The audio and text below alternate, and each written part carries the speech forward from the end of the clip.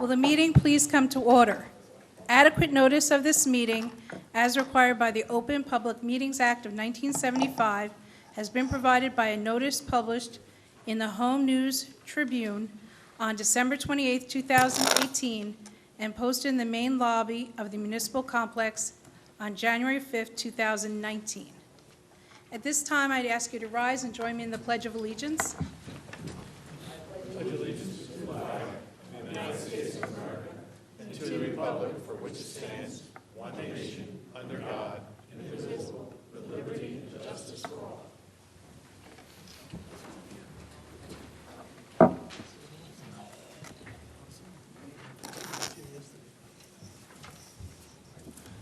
Okay, Lillian, Chairwoman Ruggieri, present. Vice Chairman Pippola, Here. Mr. Corrett, Here. Councilmember Sandelsky, Here. Mr. Soltesz. Mr. Peasy is not present. Mr. Khan is not present. Mr. Singh, Yes. Mr. Danielle, Here. Mr. Reeder is not present. Mr. Zing, Yes. Attorney Rubin, Here. Mr. Bignell, Here. Mr. Carley. Okay, on to resolutions. P 18-2019, Edison Land Investment, Route 1, Chipotle. And has everyone had a chance to review the resolution? Yes. Madam Chair, I'd like to make a motion to approve P 18-2019 as in land investment. Okay, do I have a second? I'll second that. Okay, Lillian? Ms. Ruggieri, Yes to approve? Mr. Pippola, Yes. Mr. Corrett, Yes. Councilmember Sandelsky, Yes on the motion. Mr. Soltesz, Yes. Mr. Singh, Yes. Mr. Danielle, Mr. Zing. Abstain. This resolution is approved. Okay, the next one, P 22-2019, Samuel Fromkin, 125 Clearview Road. Madam Chair, I'd like to make a motion to approve P 22-2019. Do I have a second? Second. Lillian, did you hear who did the second? No. I thought it was You did too. Lenny, okay. Okay. Okay. Ms. Ruggieri, Yes to approve? Mr. Pippola, Yes. Mr. Corrett, Abstain. Councilmember Sandelsky, Yes on the motion. Mr. Soltesz.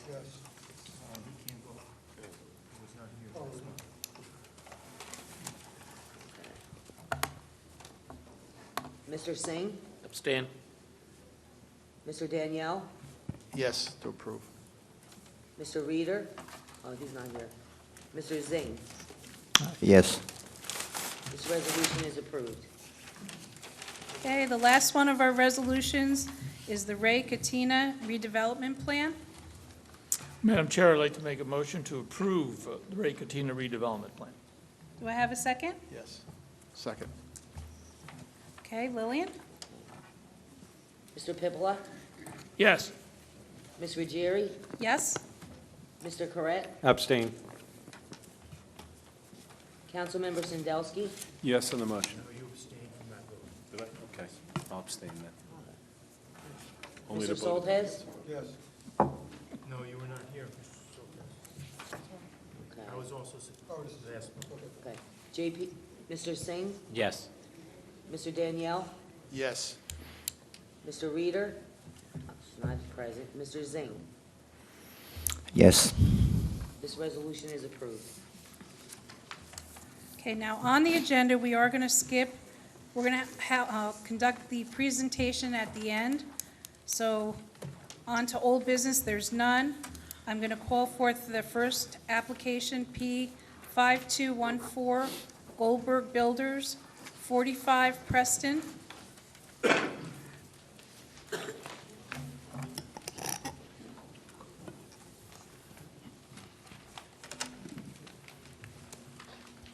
Good evening, Madam Chairman, members of the board. My name is Joseph Funk.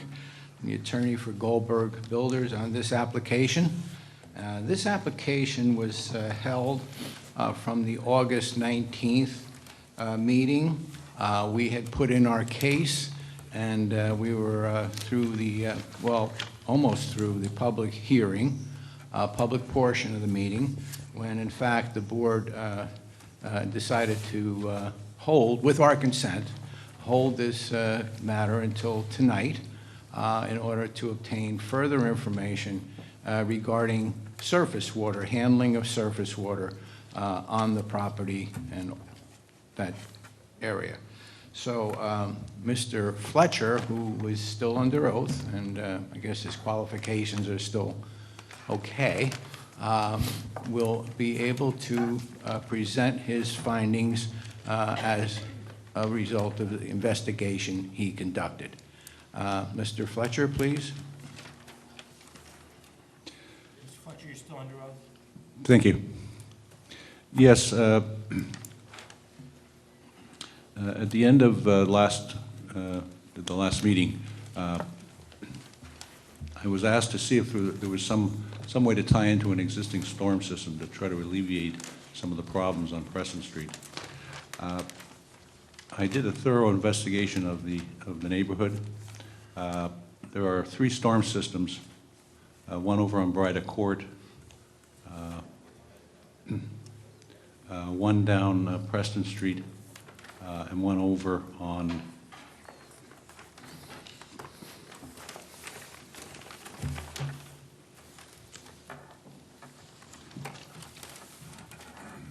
Ferris Road. Unfortunately, the 2 on Bryda and Ferris Road are too shallow. They're also over a quarter mile away. The one on Preston Street appears to be suitable. Unfortunately, it's about 1,500 feet away. It's more than a quarter mile. And I felt that to try to design something to that expense, I didn't believe the project warranted that. But still, we were trying to improve the situation and certainly not exacerbate it. What I have done is we did have soil tests performed after the last meeting. We found that, and the reports were submitted, we found that there was no seasonal high groundwater models or water to a depth of 10 feet on all 3 lots. And the soils were lower down were a fine sand, and they were had percolation rates of ranging from 2 to 4 inches per minute. So that means that the seepage pits are a viable alternative for the stormwater management. In addition, we had previously sized the basins or the seepage pits to comply with the Edison ordinance requirements of 3 inches of rain per impervious coverage, increase in impervious coverage. What I did was, and at that point in the last revision, or the previous revision, we only connected the roof leaders.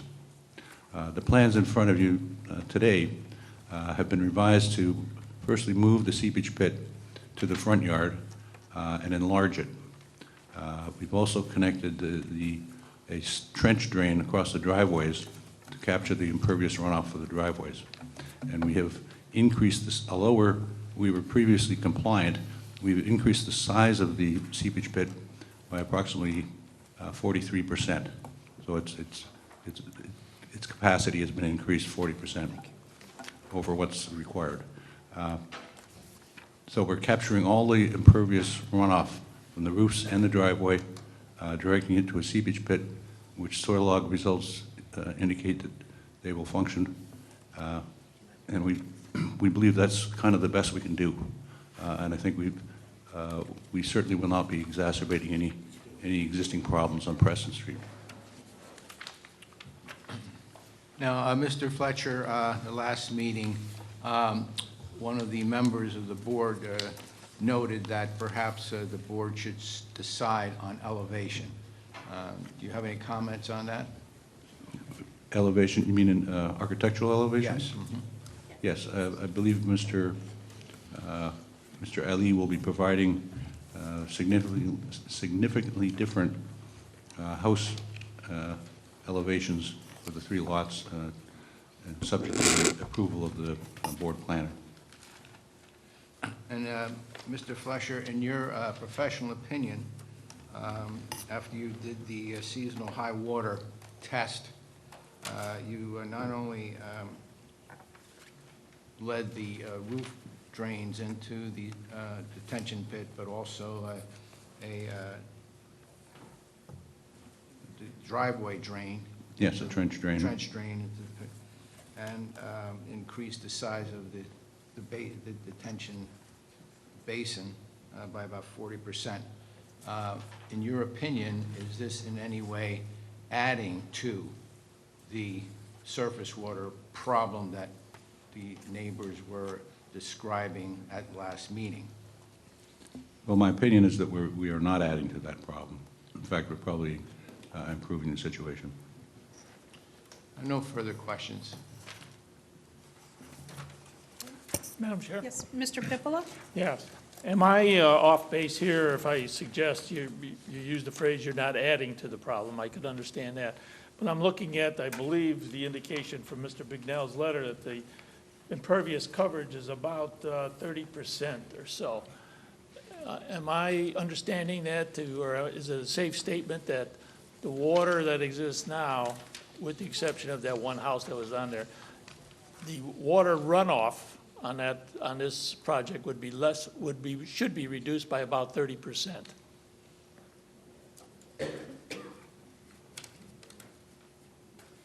Well,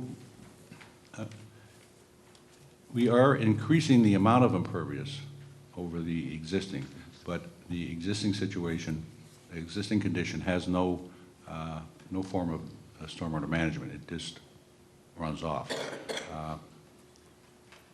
Under the proposed condition, we are increasing the amount of impervious, but we're providing stormwater management. So all the impervious is being captured, runoff impervious.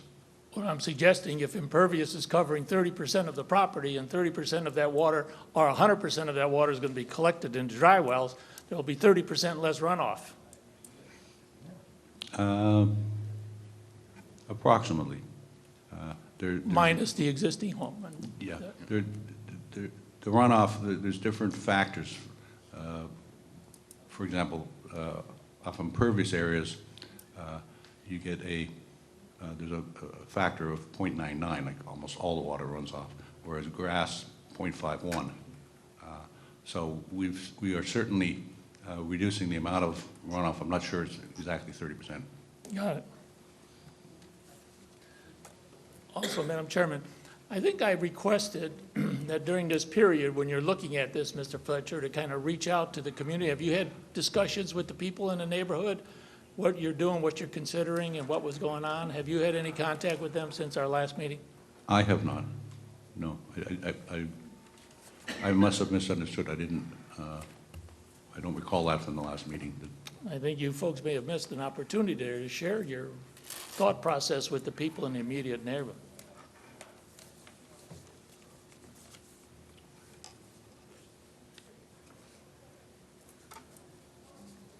Anyone else? Comments, questions? Mr. Corley, did you want to comment about your investigation? Thank you, Madam Chair. Mr. Fletcher testified the soils work was conducted. We have a report dated August 30, 2019, prepared by Johnson Soils Company, and the work certified to by Eric Huff of that firm does indicate that their groundwater was not encountered in test pits to a depth of 10 foot, and then characterizes percolation rates that Mr. Fletcher uses for the design of his dry wells, which are big. As the plans indicate, those dry wells would be 20-foot square by about 4 3/4 feet deep, 4.75 deep under the ground. So there's an investment in managing the runoff from those impervious surfaces. To get to Mr. Pippola's point, wherein he says that you're capturing 30% of the landmass of the properties and managing waters from that in the dry wells. If before it was the runoff coefficient was 0.5, 0.51, say, then you're reducing runoff from the property by about 15%, the 0.3 times the 0.5. So runoff off of the property would be reduced by about 15%. That does not include, as we discussed earlier, the sidewalk along the front of the property. As was noted at the meeting, the last meeting, Preston Street does not have in front of this property, and for most of its length, does not have a clear drainage pattern. The grades along 25-foot intervals, and Mr. Fletcher's survey that is in front of the board, sheet 1 reflects that. When you're talking about grades that change from, say, 100.45 to 100.43 over 25 feet, that tells you that the pitch is about 1/4 of an inch, about the thickness of your pinky. So it's a flat street. Many of the board members have regular familiarity with Preston Street, and going out there's bird baths and things of that nature. I don't know that that can be remedied by this subdivision, though. And so that's why you get paid the big bucks. Thank you. Thank you. Mr. Danielle? Any other comments? Do you have more to your case? No, unless the board has any other questions, no.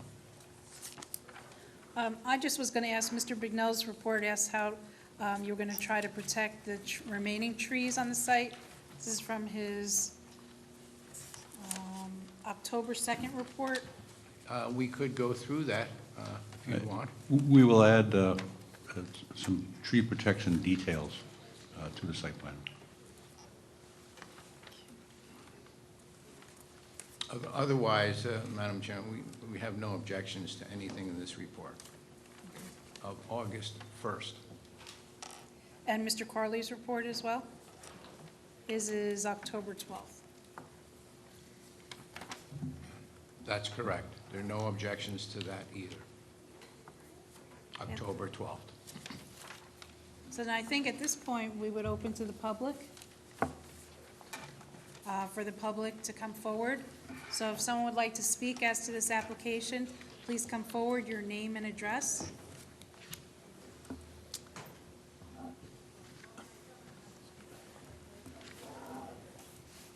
Good evening, Vicki Allen, 21 Center Street, Edison. I was not at the last meeting, but I was told some of the information from that meeting, which is why I'm here. I do have one question. I've heard the water addressed. I believe the people who attended the last meeting also had concerns on traffic. Being in back of the high school, I call them mommy patrol. I literally have to plan my exit to go to work based on getting out of my driveway before the street plugs. And I'm just wondering, with the driveways, additional cars, how this is going to be handled. Has a traffic survey been done? Please. A traffic study was not performed, nor is it normally required for a minor subdivision. And I would just reiterate what we testified to the last meeting, that we're providing well in excess of the required RSIS parking space requirements. We're providing 4 off-street parking spaces where 2.5 are required. So we're fully compliant with off-street parking. Madam Chair? Yes, Mr. Padula. I think what is being said, and I think from the testimony from the last meeting that I understood. Okay. I think some of the neighbors were talking about this incredible number, which I had been out to the site 2 or 3 times, incredible number of cars. I got parked waiting for kids to get out of school, I guess.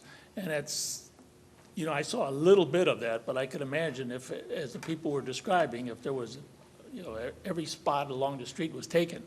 I'm not sure we could do anything about it. I would suggest you talk to the local police group to see if they could police that area. Because if somebody's taking shortcuts and walking through there, it's just an irritant to all you folks who are over there.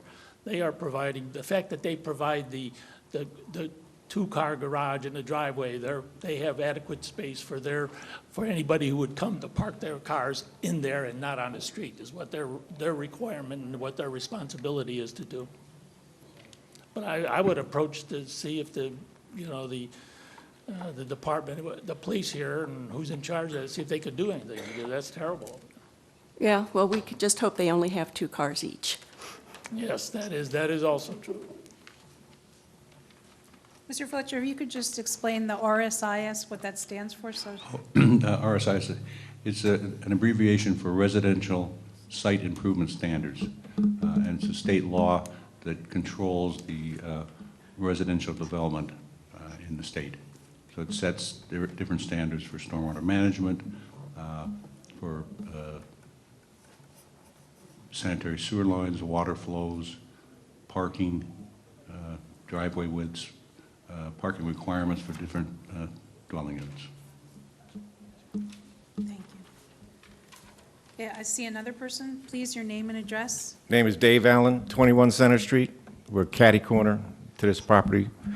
And I was under the impression that that property is 1 lot, not 3, as we're being told. The other thing is, Skiba family, Mrs. Skiba, our kids used to walk her dog and all that. We were told way back then that that property was going to be taken over by the town of Edison when the Skiba family leaves. Any news on that? Because that intersection of Center and Preston, it's not an intersection, it's a shortcut. Trucks can't make that turn. Cars rarely make that turn. That was supposed to be all rectified when Edison took it over. I'm just going to look, Councilman, did you? No? We've lived here in 43 years, and we've seen all the changes. They're not good. You squeeze houses together. We didn't move into an urban area. And this is, I mean, they're squeezing houses down Preston. Now they want to squeeze 3 houses onto this one property, this one lot.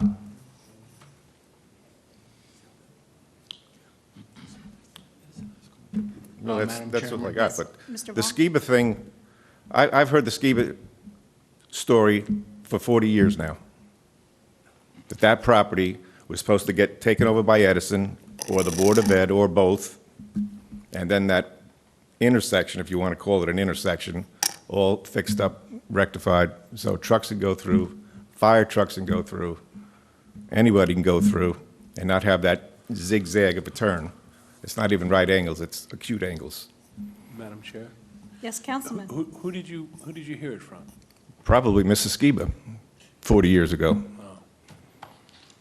But our neighbors all heard it too, It sounds to from me their if- friends. Sounds to me if the developers in here trying to build it, evidently, if there was any discussions with the township, has fallen through or something, otherwise they wouldn't be doing it if they had an alternative to sell it off to them. Well, like I'm saying, they weren't selling it off. Edison was supposed to take it over.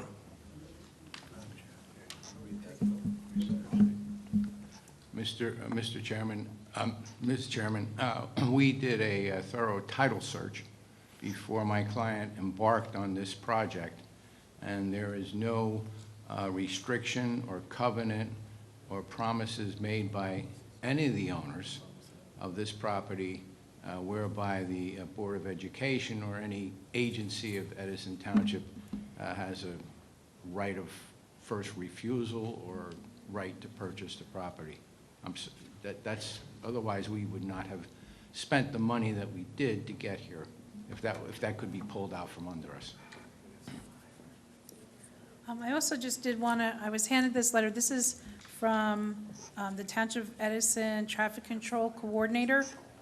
And it says, this is Officer Timothy Alexander. His letter is dated August 19, 2019. This officer reviewed the above-stated application pertaining to Lot 14.C and Block 161.U. The proposed plan does not directly affect traffic flow. No further devices needed as per the manual on uniform traffic control devices. Well, I agree with that. I mean, you're not going to beat traffic. There's no way you're going to beat it. The only problem with traffic is the trucks.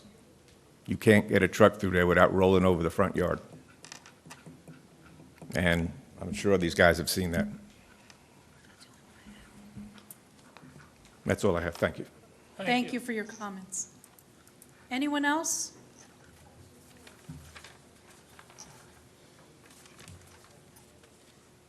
Seeing none, I move that the public session be closed. Okay, do I have a second? Second. All in favor? Aye.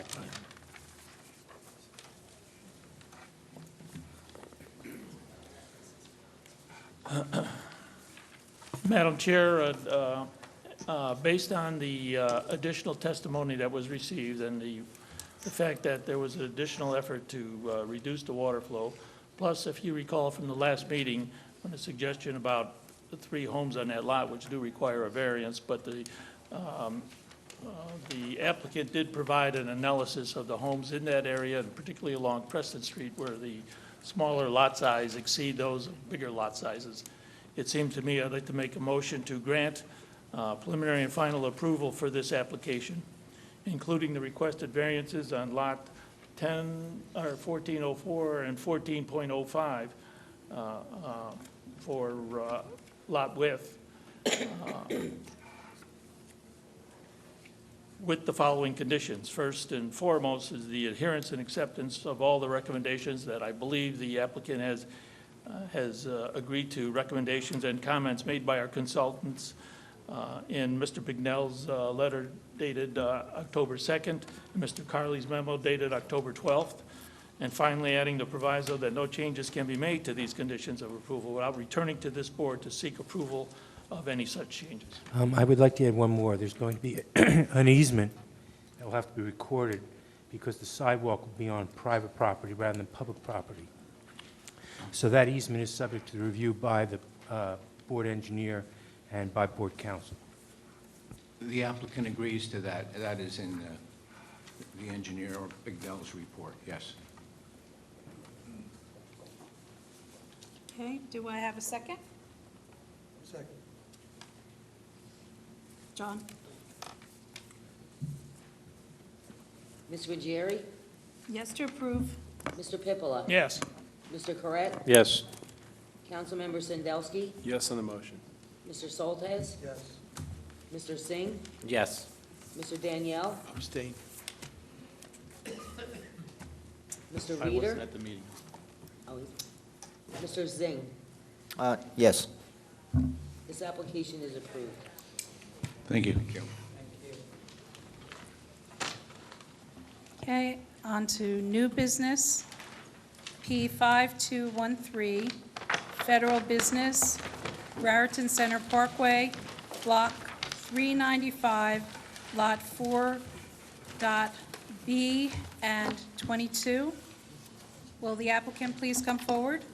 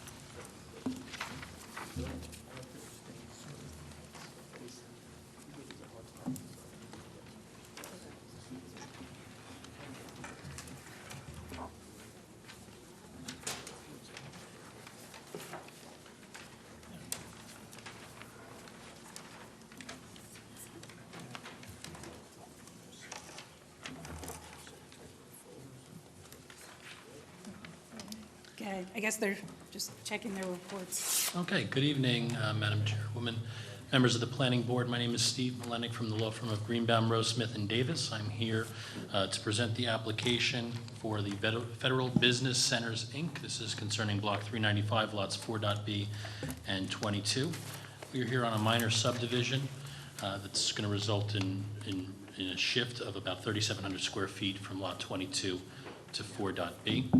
I have with me our expert surveyor for PSNS, Jarka Vorder, who is with me to the left, and I'll ask that she be sworn in. Can I just ask you, Yes. we're having some trouble hearing you. Oh, If you could, yeah. there we go. I guess it's okay for the camera, because Eddie would have waved to me, but just up here, we weren't hearing. Not a problem. Much better. There we go. So to my left is our professional surveyor from PSNS, Jarka Vorder, who will ask to be sworn in. Do you solemnly swear or affirm the testimony about to give the truth, the whole truth, and nothing but the truth? Please state your name and spell it for the record. Jaroslava Monder, Jaroslava. Jaroslava, Bonder, V for Victor, Onder. And I'm going to ask, Sorry? I'm going to ask her to put her credentials on the record.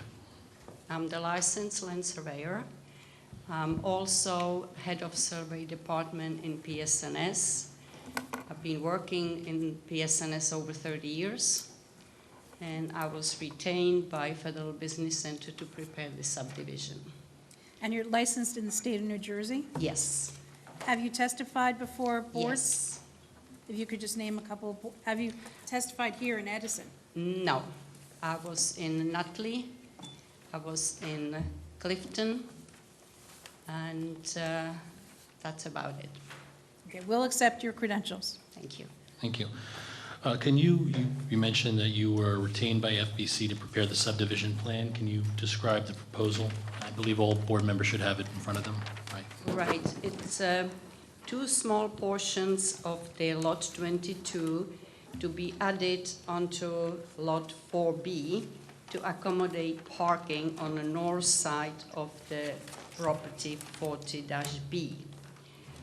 It's about 0.039 acres.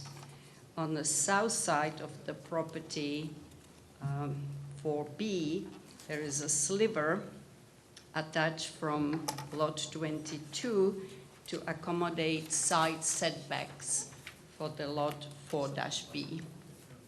That area is approximately 0.048 acres.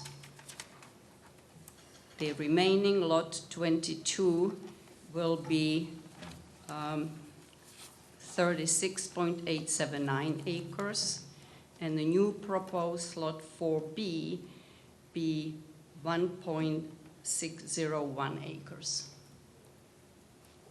And did you receive the letter dated September 24th, 2019 from the board's professional engineer? Yes, I did. And you've reviewed same? Yes, I did. And you're in agreement with all the recommendations for revisions to the plan? Yes, I do. Okay. One of the comments on that letter directing to the board to 2.3 on that letter requests some testimony with respect to what appeared to be some regulatory activity on the property. We have for the board a letter from the applicant's LSRP. I've pre-marked it as A1, and basically it provides that there's no impact whatsoever with respect to this subdivision application. I will provide that.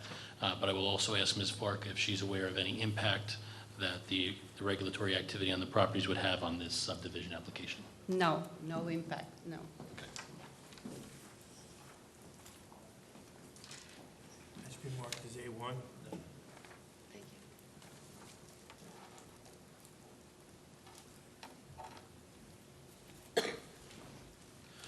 you. So that concludes our application. This is a minor subdivision application.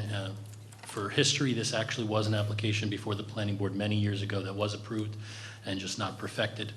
So that's why we're before the board here today. So we're happy to answer any questions you have.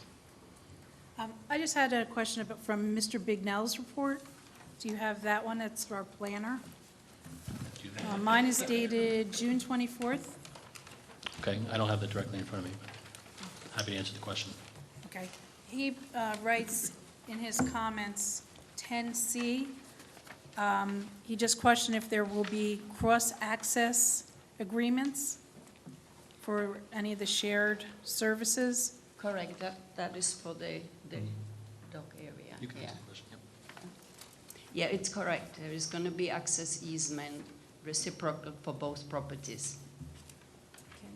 Mr. Bignell, did you have any additional comments? I'm good. This is a very simple application, Madam Chair. Anyone else? Okay. I think at this point then, I would open to the public. If there's anyone from the public that would like to speak as to this application, please come forward, your name and address.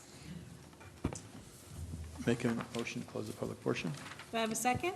Second. All in favor? Yes.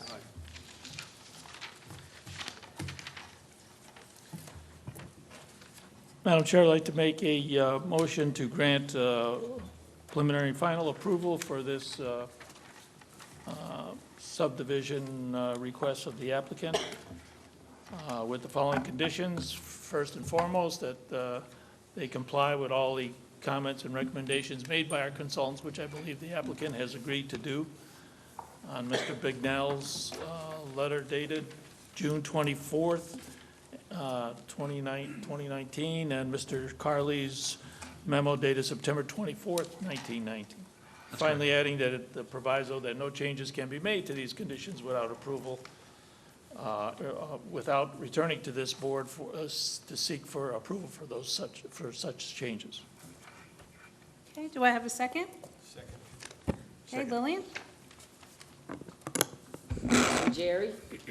Yes to approve? Mr. Pippola? Yes. Mr. Correct? Yes. Councilmember Sandelsky? Yes on the motion. Mr. Soltes? Yes. Mr. Singh? Yes. Mr. Danielle? Yes. Mr. Zing? Yes. This application is approved. Thank you, everyone. Thank you. Okay, the next one is amended P17-2019, Chintan Modi, 122 James Street, Block 631, Lot 8.01. And the applicant is making his way, and the court reporter is set up.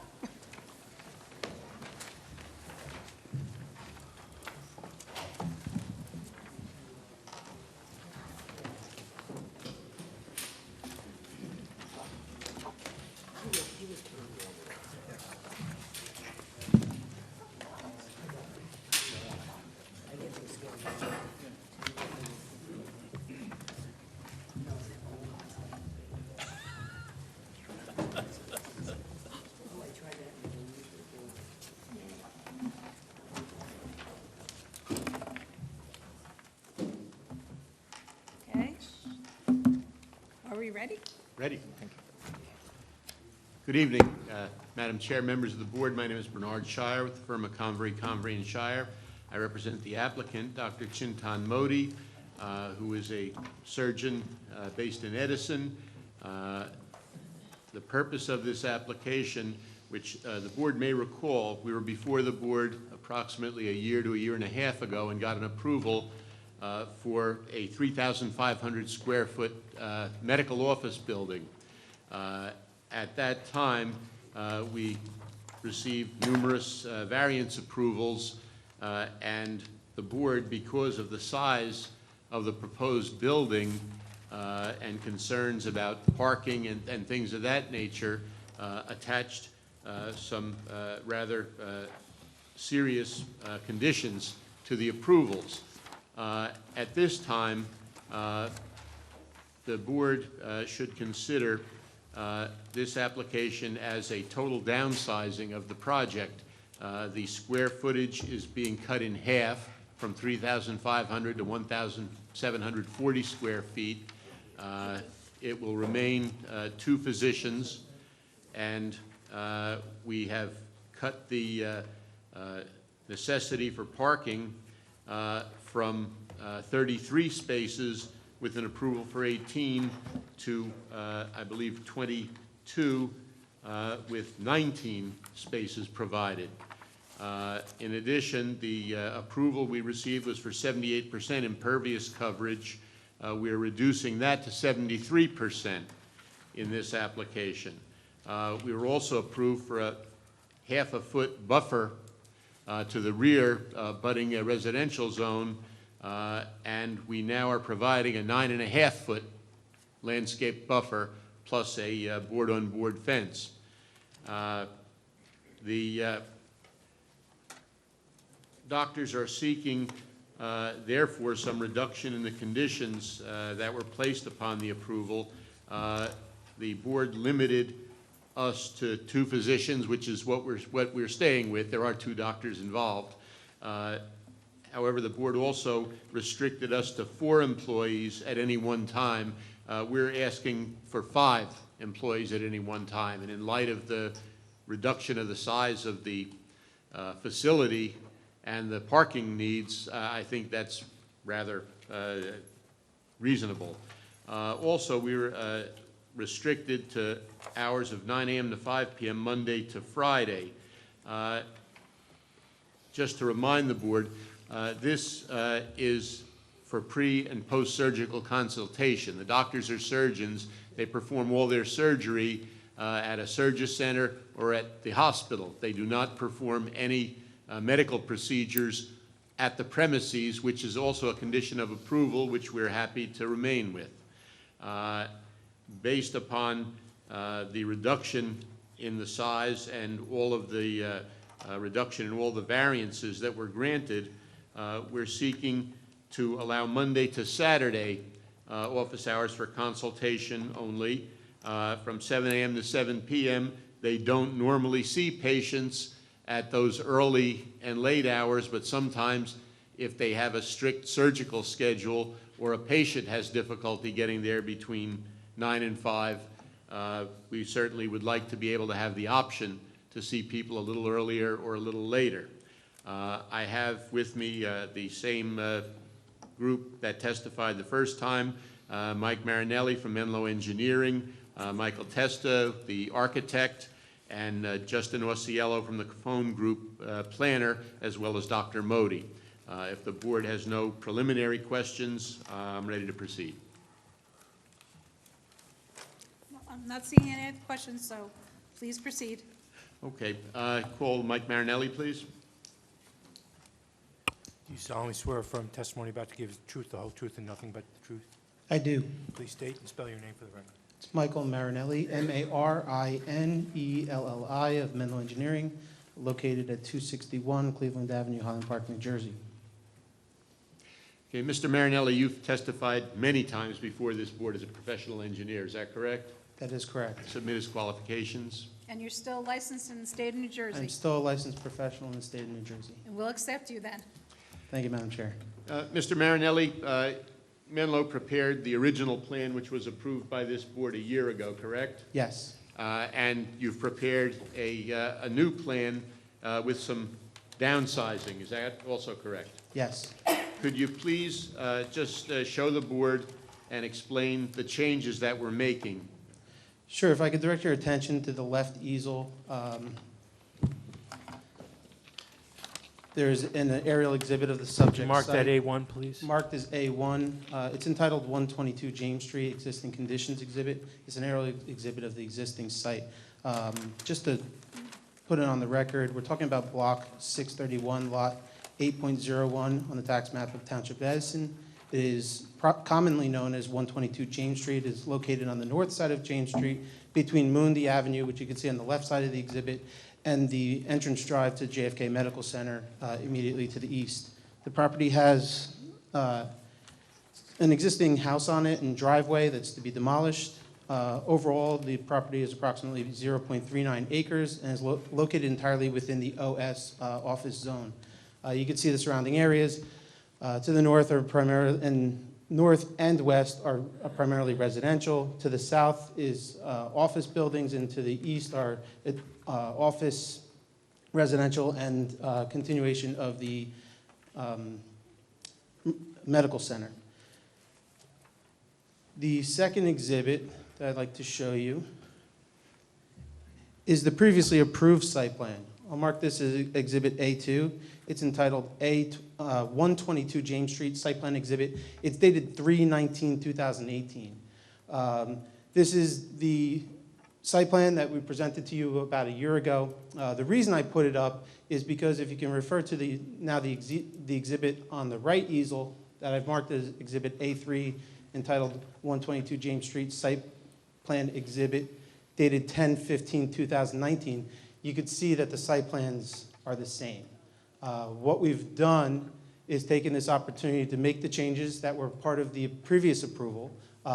If you recall, the board granted us relief from providing a loading zone. So we've removed that loading area that we had and included an additional parking space. That's why you see the uptick from 18 parking spaces that were previously approved to now 19 parking spaces. Otherwise, the site plan is generally laid out the same. We've taken the top floor of what was a two-story proposed medical office building at 3,500 square foot total, and we've put in an actual footprint, so it's slightly less than half. It's actually proposed at 1,740 square feet. So it resides within the same envelope that was previously approved. As far as the site improvements go, it remains the same. The same landscape buffer and fencing has been provided. The same lighting has been provided that was previously approved. The stormwater management hasn't changed. We took the direction of your board professionals from the previous application, made some tweaks and modifications, moved some inlets around, and revised some grading here and there. And I can testify to the fact that the site continues to operate as it was originally designed with the new proposal. As was stated, we still have a couple of variances that we're seeking, although they're a reduction from what was previously proposed. Now, we required based on the two-story 3,500 square foot, we required 33 parking spaces. The reduction in square footage has now reduced that requirement to 22 parking spaces, and we've actually, as I stated, increased the number of provided parking spaces to diminish that previously approved condition. The lot coverage issue, if you recall, I stated that we had some additional impervious coverage because the islands that were central to or close to the building were at one time gore striped and paved. So prior to our previous application or being heard by the board, those were removed, but the percentage of impervious coverage remained the same. So we actually received relief for 78% impervious coverage. So the reduction that you're seeing in this application is the recalculation of that impervious coverage based on the actual final layout that was approved by the board. As was stated, we're still seeking this facility for two doctors, and they currently have anywhere from 3 to 5 employees. So we'd like to. One of the conditions of the previous approval was to limit the number of employees to 4. We'd be asking for relief to increase that to 5 based on the reduction in the proposed condition. We're also continuing to seek relief for the transition buffer, 10 feet where 20 is provided. But as we previously stated as part of the original application, we've provided adequate landscape buffering as well as a 8-foot-high solid fence to mitigate that condition. That is my direct testimony. I'd be happy to take any questions. Yes, Mr. Danielle. I think I heard this, but I'll make sure. Is this a board-on-board fence, did we say? Yes, sir. It's wood or vinyl? I'm sorry? You say it was board-on-board, the fence? Yes. That's, I think we approved last time, just says in Hank's report, 8-foot-high solid fence, okay, so that's board-on-board. And on the transition, what kind of, so for the neighbors to, I'm not sure where that is, to the left of in your diagram, could you just briefly describe the landscape that they're going to see in the fence? Well, the fence runs immediately along the property line. Right. The landscape in those locations include several evergreen species. Is there any white pines in those I believe as a condition of our previous approval, we were required to remove the white pines. Right, right. I just So wanna- that would be a continued condition of this Okay. approval. Right, so we want those trees to be around when we're not here. Okay, all right. And could you just, again, walk me through on your map here, or your diagram, the transition, thank you, the transition from 10 to 5? So where's that, in the back where those homes are? Yeah, so immediately to the north, and I'll refer back to Exhibit A1. There are existing homes. Right. Along Adams Street, which is directly to the north. These homes reside in a residential zone. The cutoff of the OS zone is our rear property line. So we've planted a double row of evergreens and some shade trees in addition to the 8-foot proposed solid fence along that common property line. Okay, all right. Okay, thank you. Just one other question, Mr. Marinelli. There seems to be there was an issue raised in Mr. Bignell's report about the drive aisle width. The drive aisle width where the 90-degree parking is proposed was 24 feet in the prior application. It's going to remain 24 feet, is that correct? That is correct. So I'm referring to Mr. Bignell's letter of August 7th, 2019. This letter notes a deficiency in the design. I'm looking for the comment specifically. Which number? Yeah, so it's item 6B. It lists a violation for parking dimension, minimum 24-foot aisle where 90-degree parking exists. If I could refer to Exhibit A3, you'll see the parking is positioned on the north and south side of the buildings. The drive aisles immediately from that parking area is all 24, as is required by ordinance.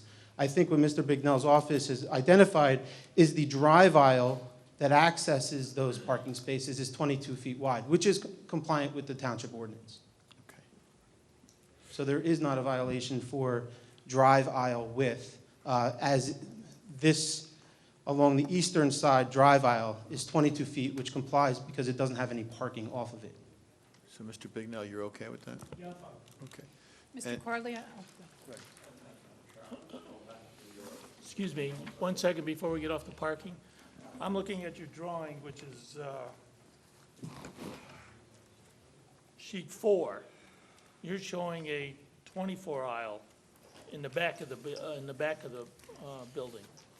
That's accurate, yes.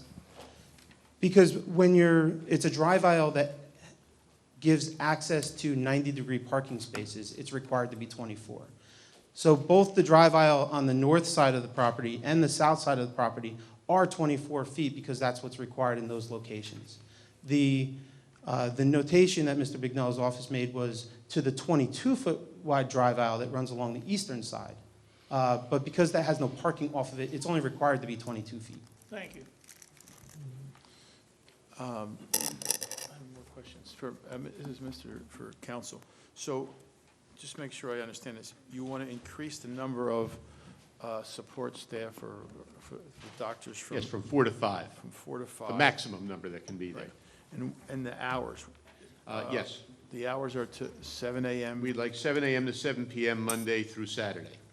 And what was our original approval? It was Monday to Friday, 9 to 5. And that was because there were fears of crowding probably on the weekend and later in the evening, I suppose. So so you have the client there, so what's the reason we're Well, essentially, they're surgeons. I have Dr. Modi here, but essentially, sometimes patients can't be there 9 to 5. Okay. And also, he could have a tight surgical schedule. They're both surgeons. This is only for pre- and post-surgical consultation. Okay. And sometimes they need to see people earlier in the morning or after 5. Okay, thank you. Right. Mr. Marinelli, one last question. Or if you're through, Mr. Danielle, I'm sorry. Well, I just wanted to, Mr. Corley had a comment? I just, And this follows up from Mr. Daniele's concerns about adequate buffering. And I just wanted to make it clear in my head, the fence is going to be PVC, correct, or plastic? PVC. On the detail sheet, it's wood. I didn't know if the board had a preference. I thought that's why I asked the question. I thought we agreed it was wood. Okay, so you want wood? Well, again, I'd like to hear if there's any neighbors here, we'll see what they would like. But It's wood. it's Yeah, wood here. we've proposed it as wood. Okay. Yeah, it's wood there. I just got my PVC and wood confused. No, but was there PVC on your report? No, it's wood here. Okay, it's I just- PVC, all right. Just in case there was a preference of the board. There may be neighbors here, I'd be curious to see what they're interested in. Mr. Marinelli, one other thing, you've had opportunity to review Mr. Carley's engineering report, correct? Yes. We can comply with all his concerns and recommendations, right? Yes, we can. Yes, Councilman. Yes, couple things. Is the height of the light poles in the parking area? As part of the previous application, we agreed, they were 12 feet. We've agreed to make them 10 as a condition of the approval. Mr. Bignell, is that acceptable, the 10-foot height on the light poles? 10 foot is fine. Right. And then okay. And then also the fence in the back. What is the height of the fence? 8 foot, Okay. It's got to be 8 foot as a transition to the residential neighborhood. that's correct. Now, I remember it was very wet in the back there, too. So you're taking care of all of that? We are. As part of the initial application, Mr. Carley had noted that there was areas that weren't draining adequately. If you look at the new submitted site plan as opposed to the old, we moved some inlets around in order to adequately collect that runoff. So that'll pick up some of the water, so nothing's going into the residential back Yes. over there? Okay, and then I remember the last time, we had some issues with the air conditioning units on the roof. We needed parapet walls to block the noise and what have you. Are we still doing that, the same thing? Yeah, we do have our architect here, but I can tell, yes, all of those conditions that were part of that original Okay. approval, Because I except remember with the that was exception an of the ones issue noted, with the decibel levels of the we of would the keep, units. yes. Okay, thank you. Oh, are you going to have a generator also there? We're not intending on having a generator at this Okay. location. All right, thank you. So, Mr. Danielle. Yeah, on the lights, because we've had this issue from other type of applications, how long will the lights be on in the parking lot after 7 o'clock? Have anybody had thoughts about that? Yeah, so this was also a condition of the previous approval. just We're kind of open it up. rehashing all of if you went back. But yes, we agreed in testimony last time, and we'd agree to continue that condition to provide light sensors that would manage the lighting in off hours, especially considering they only have office hours till 7 p.m. So, in English, what's that mean? Are they gonna I think stay your on? question was, will they be reduced? And the answer is yes. They'd be Okay. reduced to security lighting in off hours. Fine. And after 7 o'clock, they're going to shut, the neighbors won't be seeing those lights? That's correct. Okay, and we have shields on those lights back there? Backside shields, Right. yes. Thank you. I call Mr. Testa.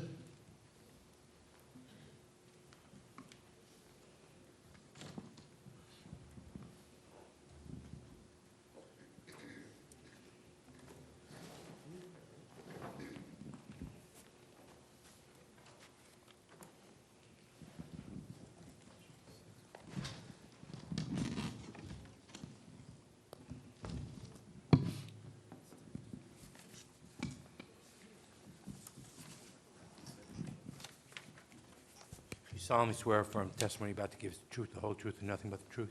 I do. Please state your name and spell it for the record. It's Michael Testa, T-E-S-T-A, registered architect, state of New Jersey, principal architectural firm, Michael V. Testa Architect, Manalapan, New Jersey, registered architect since 1996, graduate, New Jersey Institute of Technology, 1990. And we'll accept you as an expert in your field. Thank you very much. Thank you. Mr. Testa, you've prepared the architectural plans for this application, correct? Yes, I have. And you prepared the architectural plans for the prior application that was approved. Yes, I have. Could you please just identify for the board the color rendering you have up there on the board? We have a three-dimensional color rendering approximately from the view as you enter the property. This from the is A4, street. please. A4.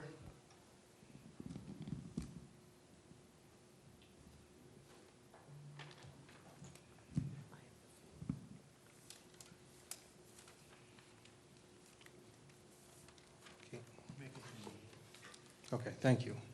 I also have up on easel the floor plan sheet PB1 that's in your board package, as well as an additional exhibit on the floor that is PB2, which is the building elevations that the board also has in their exhibit. What I'd like to go over and reiterate again is that this is a reduction from the original building.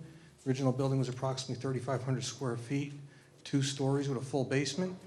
We've reduced that building down pretty much within the same footprint of 1,740 square feet of a first floor office area and the same amount of square footage in the basement area. Starting in the basement was previously approved as just pure storage. There'll be no office down there. We have a full access stair to get up into the grade area. And the first floor area will be a complete office space with an entrance ramp, small vestibule, lobby, toilet facilities, exam rooms, and support areas. As for the exterior of the building, keeping in conformance with the previous professionals' comments, with the building trying to remain with a residential appearance, we've maintained similar residential exterior materials. We've kept the scale to the top part of the main roof area, down to about 17 feet 2 inches.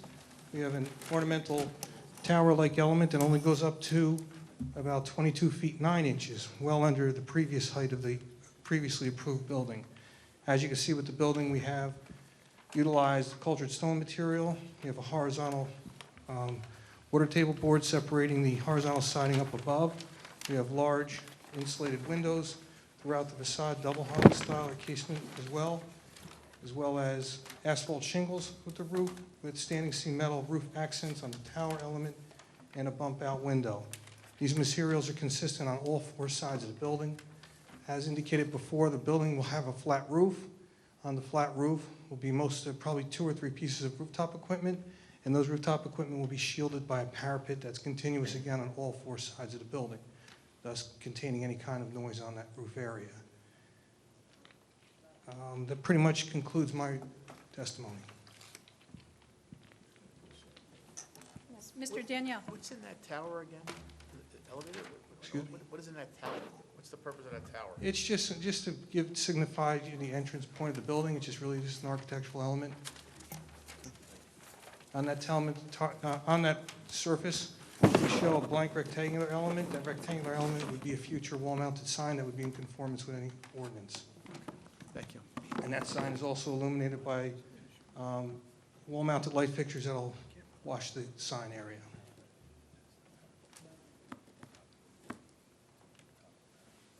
Okay, did anyone else? Any other questions?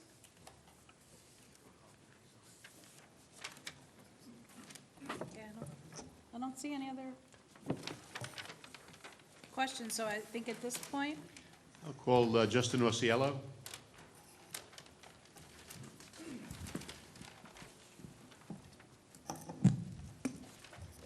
Solemnly swear or affirm the testimony about to give the truth, the whole truth, and nothing but the truth. Yes, I do. Please state and spell your name for the record. This is Justin Auciello, A-U-C-I-E-L-L-O, with Capone Consulting Group, 125 Half Mile Road, Red Bank. I have a master's in CM Regional Planning from Rutgers University. I graduated in 2005. I've been licensed since 2007. I've appeared in front of your board and the zoning board here in Edison, but I've also appeared planning and zoning boards in 18 counties on hundreds of occasions. and you're giving testimony as to planning? Planning, correct. Yes. Yes. And I'm you're a licensed licensed in planner. the state of Yes. New Jersey? It's current and Very I'm good. licensed. Thank you. We'll accept you as an expert. Thank you, Madam Chair. Mr. Osiello, your firm did the planning review for the first application in this matter, which was approved. Correct. And you've obviously found justification at that time for the multiple variances that were granted by the board, including the parking variance, the impervious coverage variance, the transitional buffer variance, and I believe that was it. All of the violations created for those prior variances are being reduced in this application, correct? That's correct. So from a common sense and a planning standpoint, the same justifications exist for granting these variances as for the prior greater variances. That's correct. And can all these variances be granted, once again, without substantial detriment to the public good and without substantial impairment of the zone plan and zoning ordinance? Yes, absolutely. I have no other questions.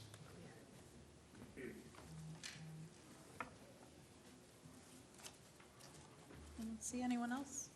No other questions? Thank you. Unless there are any questions from the board, that is the applicant's case. So I think at this point, I'll open to the public. If there's anyone that would like to speak as to this application.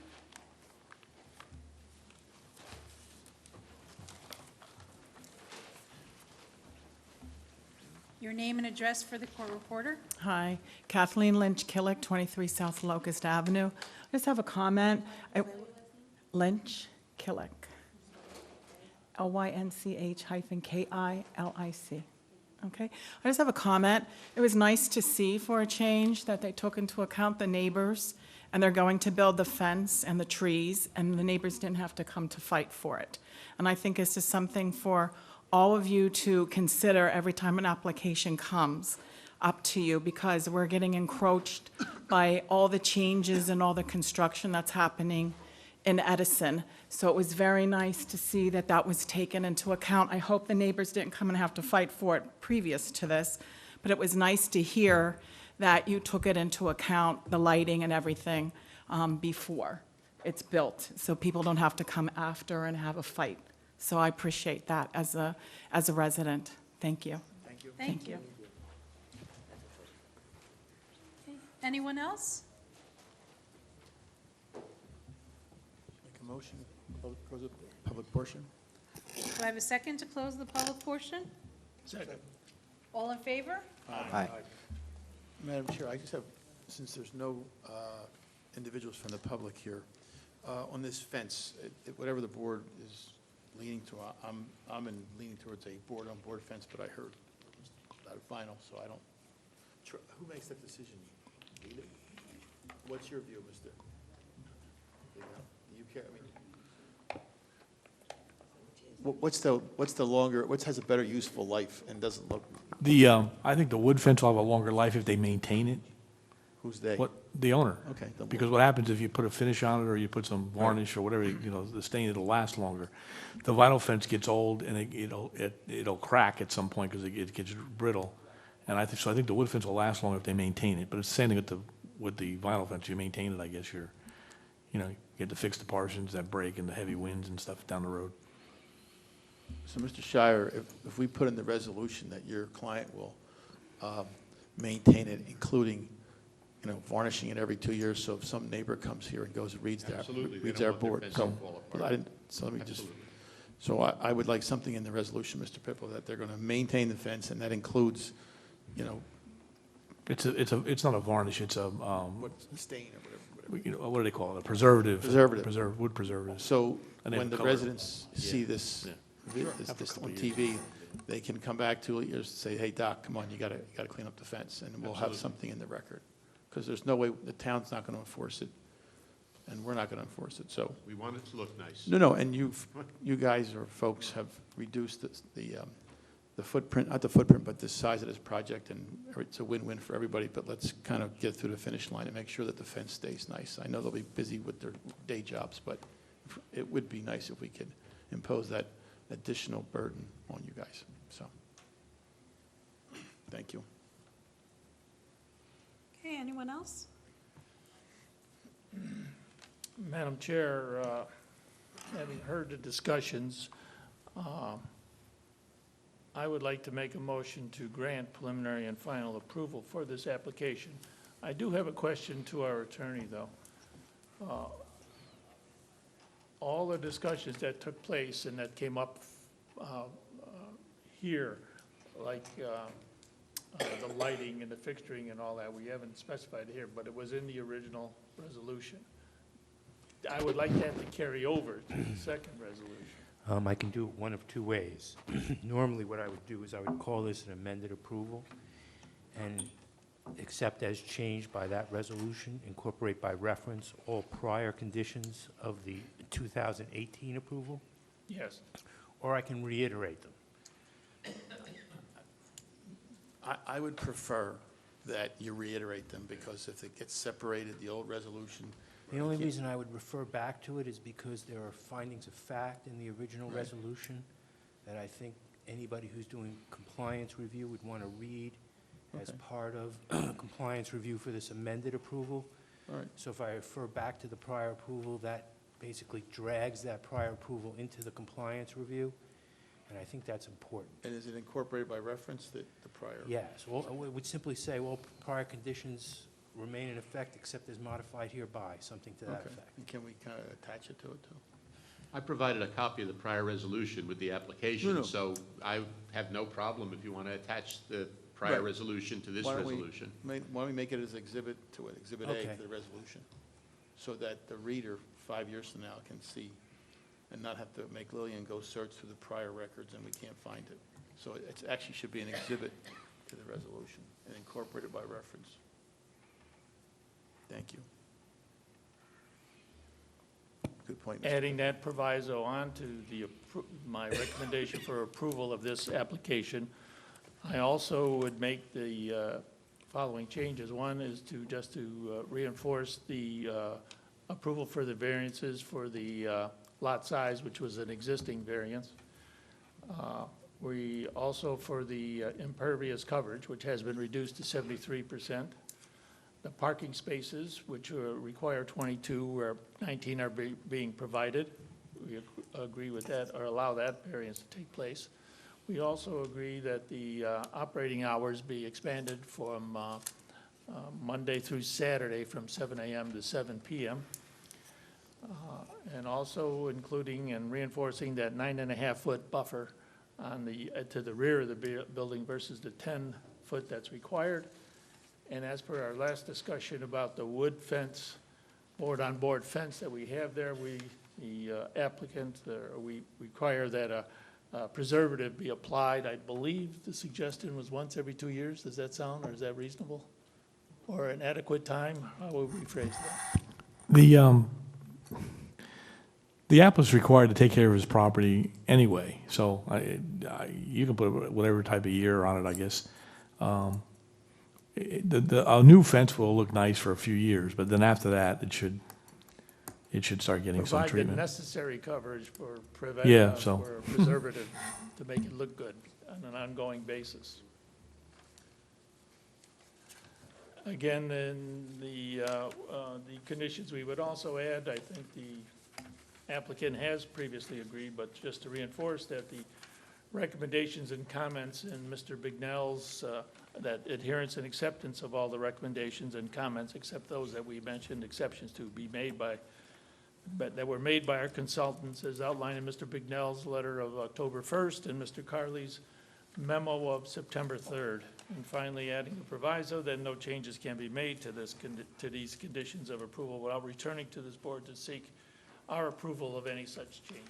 Did we also mention that they can have up to 5 employees instead of just 4?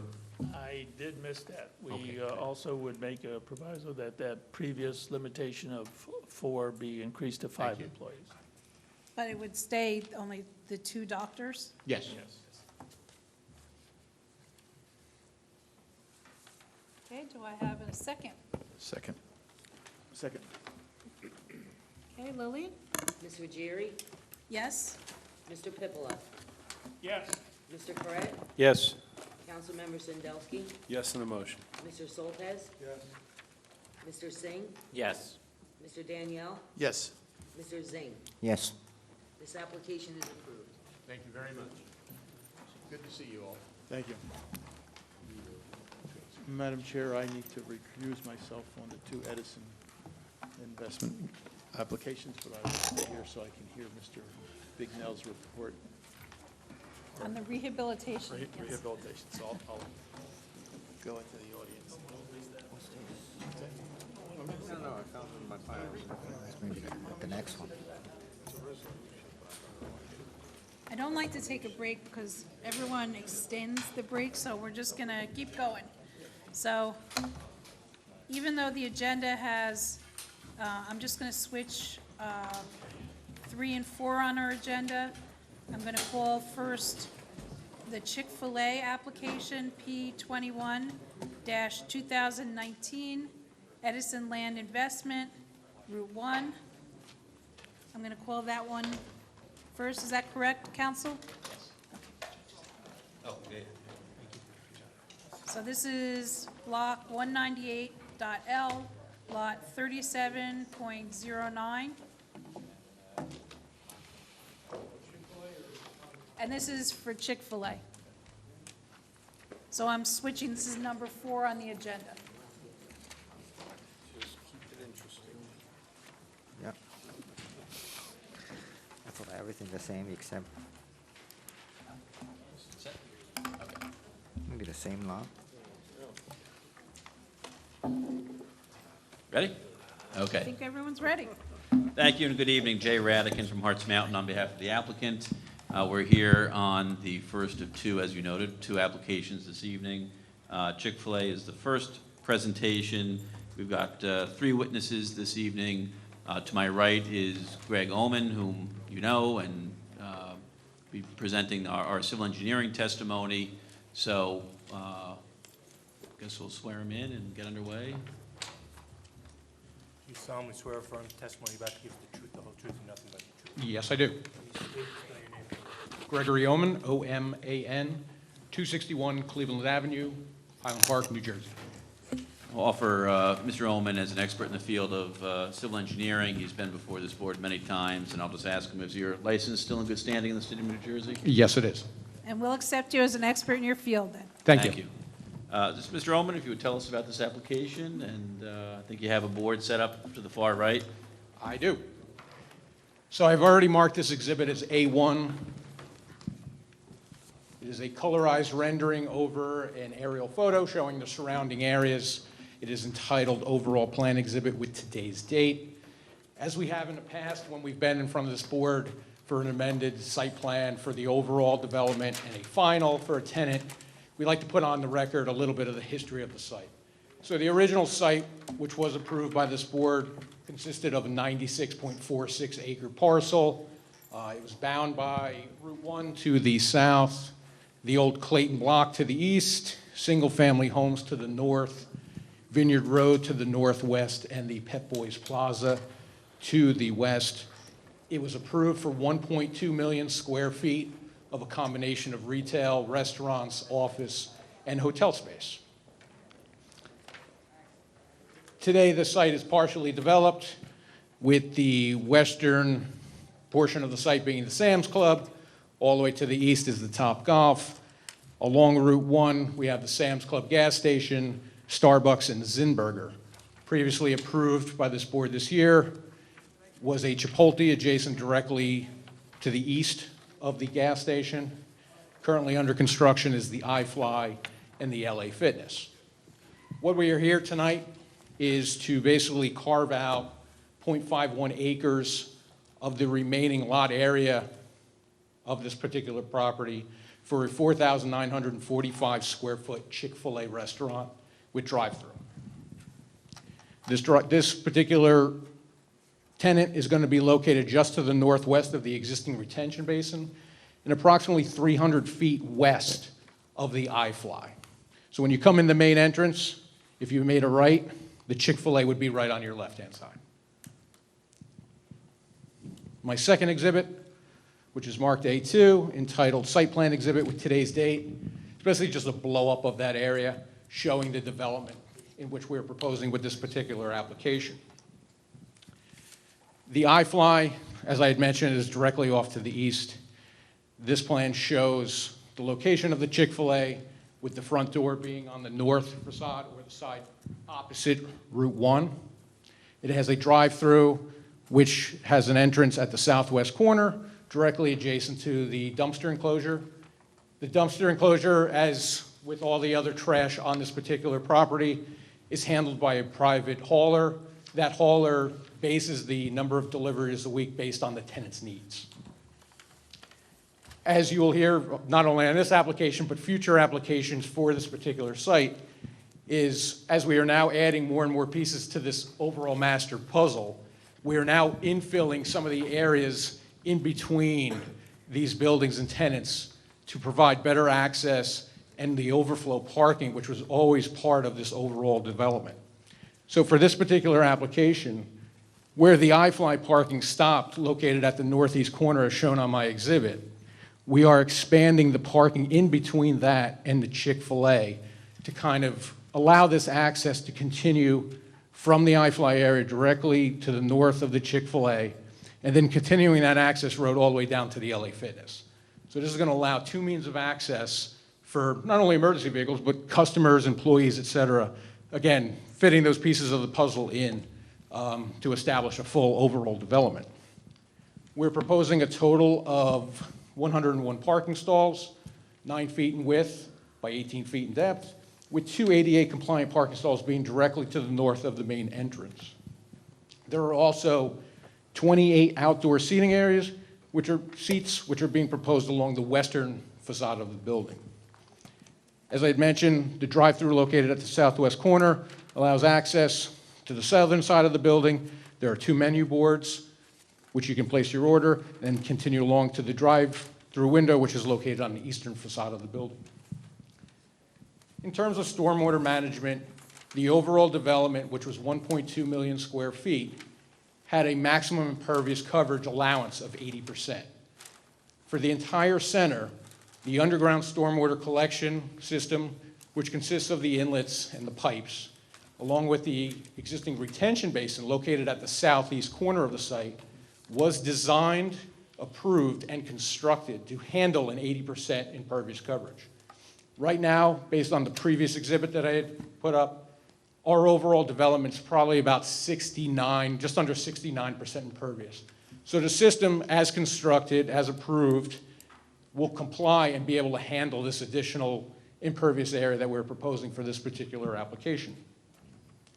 As with the other applications during phase 1 of the construction, the utility lines that fed all those tenants for phase 1 were stubbed off and sized accordingly for this future development. That includes the sewer, water, telephone, electric, and gas. All these utilities are in the vicinity of this building with easy access and connection points to provide the necessary service. As we have with the other areas of the site, we are proposing LED fixtures for the site lighting. We're proposing 12 LED fixtures, 171 watt fixtures mounted at a height of 25 feet. This provides a 0.8 foot candle minimum, which meets the township requirements, and it has an average of approximately 2.45 foot candles, which is right in line with the other areas previously approved and developed, including the Sam's Club, the Zinburger, the Starbucks, the iFly, and the LA Fitness.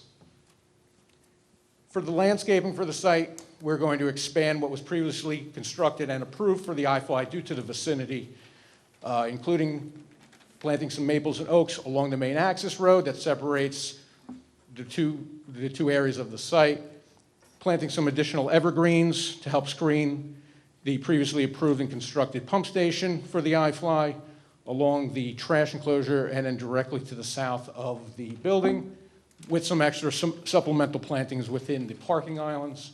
In total, we're proposing 92 trees, 93 shrubs, and 296 ground cover like fountain grasses. We're proposing no new freestanding signs, but are proposing 4 facade signs. 3 of them are the same. They're 38 square foot, located on the north, south, and eastern side. It says Chick-fil-A. And then at the southwest corner, which faces to the west, is a 25 square foot Chick-fil-A icon. Lastly, regarding approvals, we do require 2 outside agency approvals. The first being Freehold Soil, which we have already obtained last week, because we are disturbing over 5,000 square feet for this application. And the second is a site plan and subdivision application and approval from Middlesex County Planning Board. Mr. Oman, this project will need a what we call planning variance because it doesn't have direct access to a public road. Just if you would briefly, and maybe the other exhibit is the better one to use, show us how access would be achieved from Route 1 to this particular project site and then back again, and just tell us whether that, in your opinion, is a safe and efficient means of accessing the site, please. Certainly. So as you enter the main access off of Route 1, because we are doing this extension of the driveway, you are going to have 2 means of access to this particular location. You can make the right turn in, meander your way down in front of the Topgolf, and then make a left to access. Or as you come in the main access, you can make a left turn, and as you pass the Zinburger, you make a right turn and then another right turn. So basically, by the extension of this driveway, and again, fitting that next piece into the puzzle, we're actually allowing better access to this vicinity of the site, which currently only has a single means of access based off of the I-Fly. Thank you, and I'll state for the board, I know this was raised in probably both review letters, if I remember. There will be appropriate easements granted across the balance of the site to get to the Chick-fil-A site. So we've done that with every subdivision that we've had before this board. That is correct. There's also a couple of recommendations by the board planner in terms of some signage to be located at the drive-through that basically states that this is the entrance for the drive-through, because the 2 lanes do neck down to 1 lane, so there is not a full bypass for that, which we're willing to comply with, and some additional landscaping along the southern side of that drive-through, which we will gladly install. I have nothing further for this witness.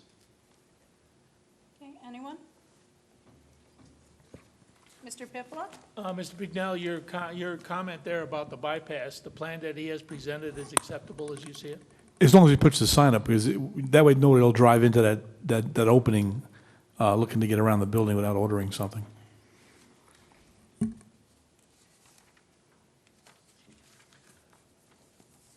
I would also add, have you seen this letter from the Township of Edison Fire Department dated October 15th? No. Well, it was just handed to me, Greg, so. I should take a look. Yeah. There's a reference there to the second dot.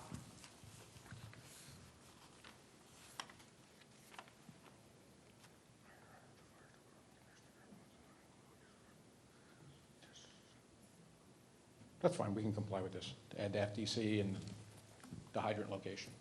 We can comply with that.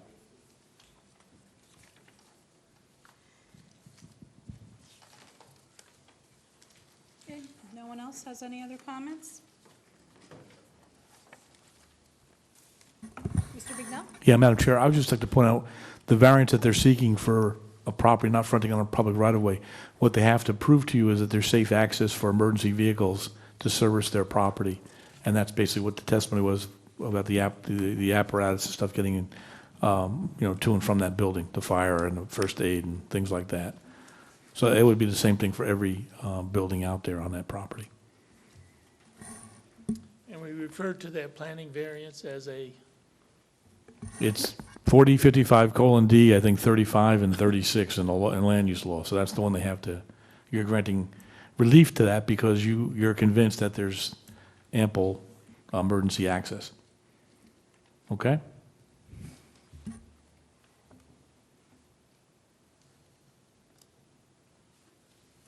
Okay, if there's nothing else for that witness, my next witness is John Martinez, who's going to speak about the operations, or the project really from an operations standpoint. So we'll swear in Mr. Martinez. Do you solemnly swear or affirm the testimony you're about to give is the truth, the whole truth, and nothing but the truth? I do. Please state your name and spell it for the record. Sure. John Martinez, M-A-R-T-I-N-E-Z. I'm a development manager with Chick-fil-A. Been in that role for a little over 5 years, but been associated with Chick-fil-A for probably 18 years or so. Building new stores for them here in New Jersey, as well as Pennsylvania, Delaware, Maryland, Virginia, so the Mid-Atlantic region. Thank you. And is being offered as a fact witness, really not don't propose any expert testimony from Mr. Martinez. So you described, Mr. Martinez, your role at Chick-fil-A, and obviously you're familiar with this particular project. Is this more or less a prototype or a design that you've used successfully in other locations? It is. We're excited. First of all, I want to say we're excited to be here in Edison. We currently have one store in the mall. We've been looking for many years to come outside and also to add to that, to put a second store, a freestanding location. So thank you for hearing this application tonight. We're excited to be here. This store is it is a freestander, but it's not exactly a prototype. It's actually been slightly enhanced for Edison. This location has what we would consider basically the latest and greatest learnings of the 2,100 or so other stores we have throughout the country. And we take those learnings and we install them here in this latest prototype. So this store will have things that some of the others that you may be familiar with don't have. So we've enhanced customer experience at this location with our drive-through. We have the latest and greatest dual ordering technology and the team member iPad ordering. So we have that team member experience out there. We've also made a lot of improvements that you'd never see, kind of internal, kind of back of house in the kitchen, to really keep up with the throughput that the Chick-fil-A is known for. So. Yeah, right. Thank you. Can you tell us hours of operation? Sure. So similar to a lot of our other locations, we do open up 6 o'clock in the morning for breakfast. So if you've never had chicken for breakfast, I would encourage you to try that. It's a little different here. But we also, then we close at 10 o'clock at night, and that's Monday through Saturday. Chick-fil-A is closed on Sundays. I don't know, for the record, Mr. Martinez has a Chick-fil-A tie on, which you probably can't tell from the board, but I think that's great. And how many employees at the, I guess, maybe the heaviest shift or the busiest shift? Well, overall, we have probably somewhere in the neighborhood of about 80 total team members at this facility. But at any one shift, we would have somewhere between maybe 15, maybe 18 on the busy shift. And that team member choice and hiring, firing is all done by the local operator. So even though I work for corporate and corporate chooses the location and we fund it, when we're ready to open, similar to the Menlo Park location, we would find a local operator, someone that would have this as their sole investment and would really build and develop this store in your community. So they choose all of the hiring, all the team members to hire. I have nothing else. I think Mr. Oman testified to some things like the trash removal and deliveries. I don't know if we talked about deliveries. But Sure. Yeah. A store, we would anticipate this store to get about 4 deliveries a week. And those deliveries would come in a refrigerated truck, a tractor trailer, that would have both the chicken as well as, cups and all those types of materials. That delivery occurs overnight when the store is closed. We also do get daily deliveries from a local vendor of fresh vegetables and bread. But they come in very small, like box trucks and vans. Thank you. I have nothing else for Mr. Martinez. Mr. Corrett? Yes, when you say you're going to have tractor trailers deliver at nighttime, and how would they approach the building, and where are the deliveries made? Sure. Because I'm looking at the site here, and the only really place I see that, I really can't see where a tractor trailer is going to come driving right through there. Yeah. So I can assure you that the trailer does not go through the drive-through. So it stays in the parking lot. There is a specific door towards the rear of the facility for loading. So the operator, the truck driver and their team is encouraged to use that location. We utilize something called a key drop.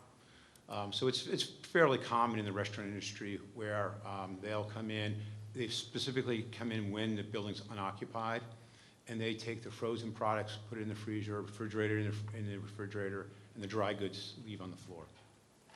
Okay. Councilman. So all of your stores are independently owned? You're going to have an independent franchisee for the store then? Yeah, the vast majority are do that. That's correct. So corporately, we hold the lease, hold interest, but we will have we call an operator franchisee that would actually run it. Okay. All right, thank you.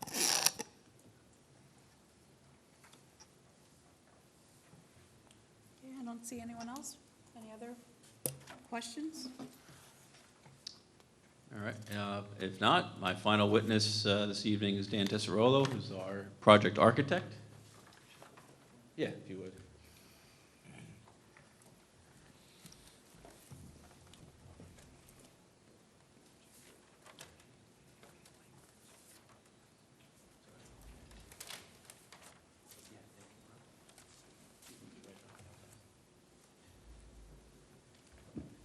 Dan, if you can just mark those as you present them, starting with A3. We already had A1 and A2. You can mark it right on there. I'll ask you to put today's date as well, please.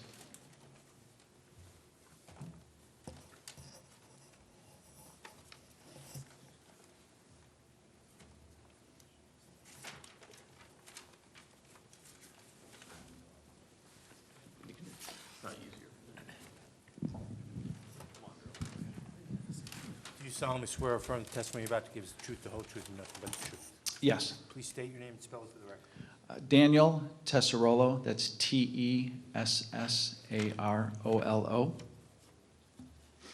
I'm a licensed architect. I've been licensed since 1993, licensed in about 20 states, including the state of New Jersey.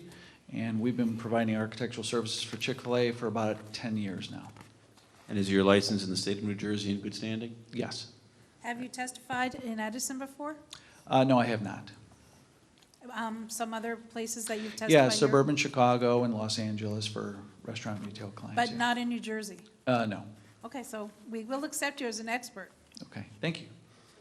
All right, so if you just, you marked a couple of renderings of the project. If you would just describe what you've got up there, please? Sure, sure. So as Mr. Oman mentioned, this building here has 4 sides. The northern entrance, the northern elevation, which is this side right here, this is the main entrance here with this darker area. Is that A3 or A4? That is A4.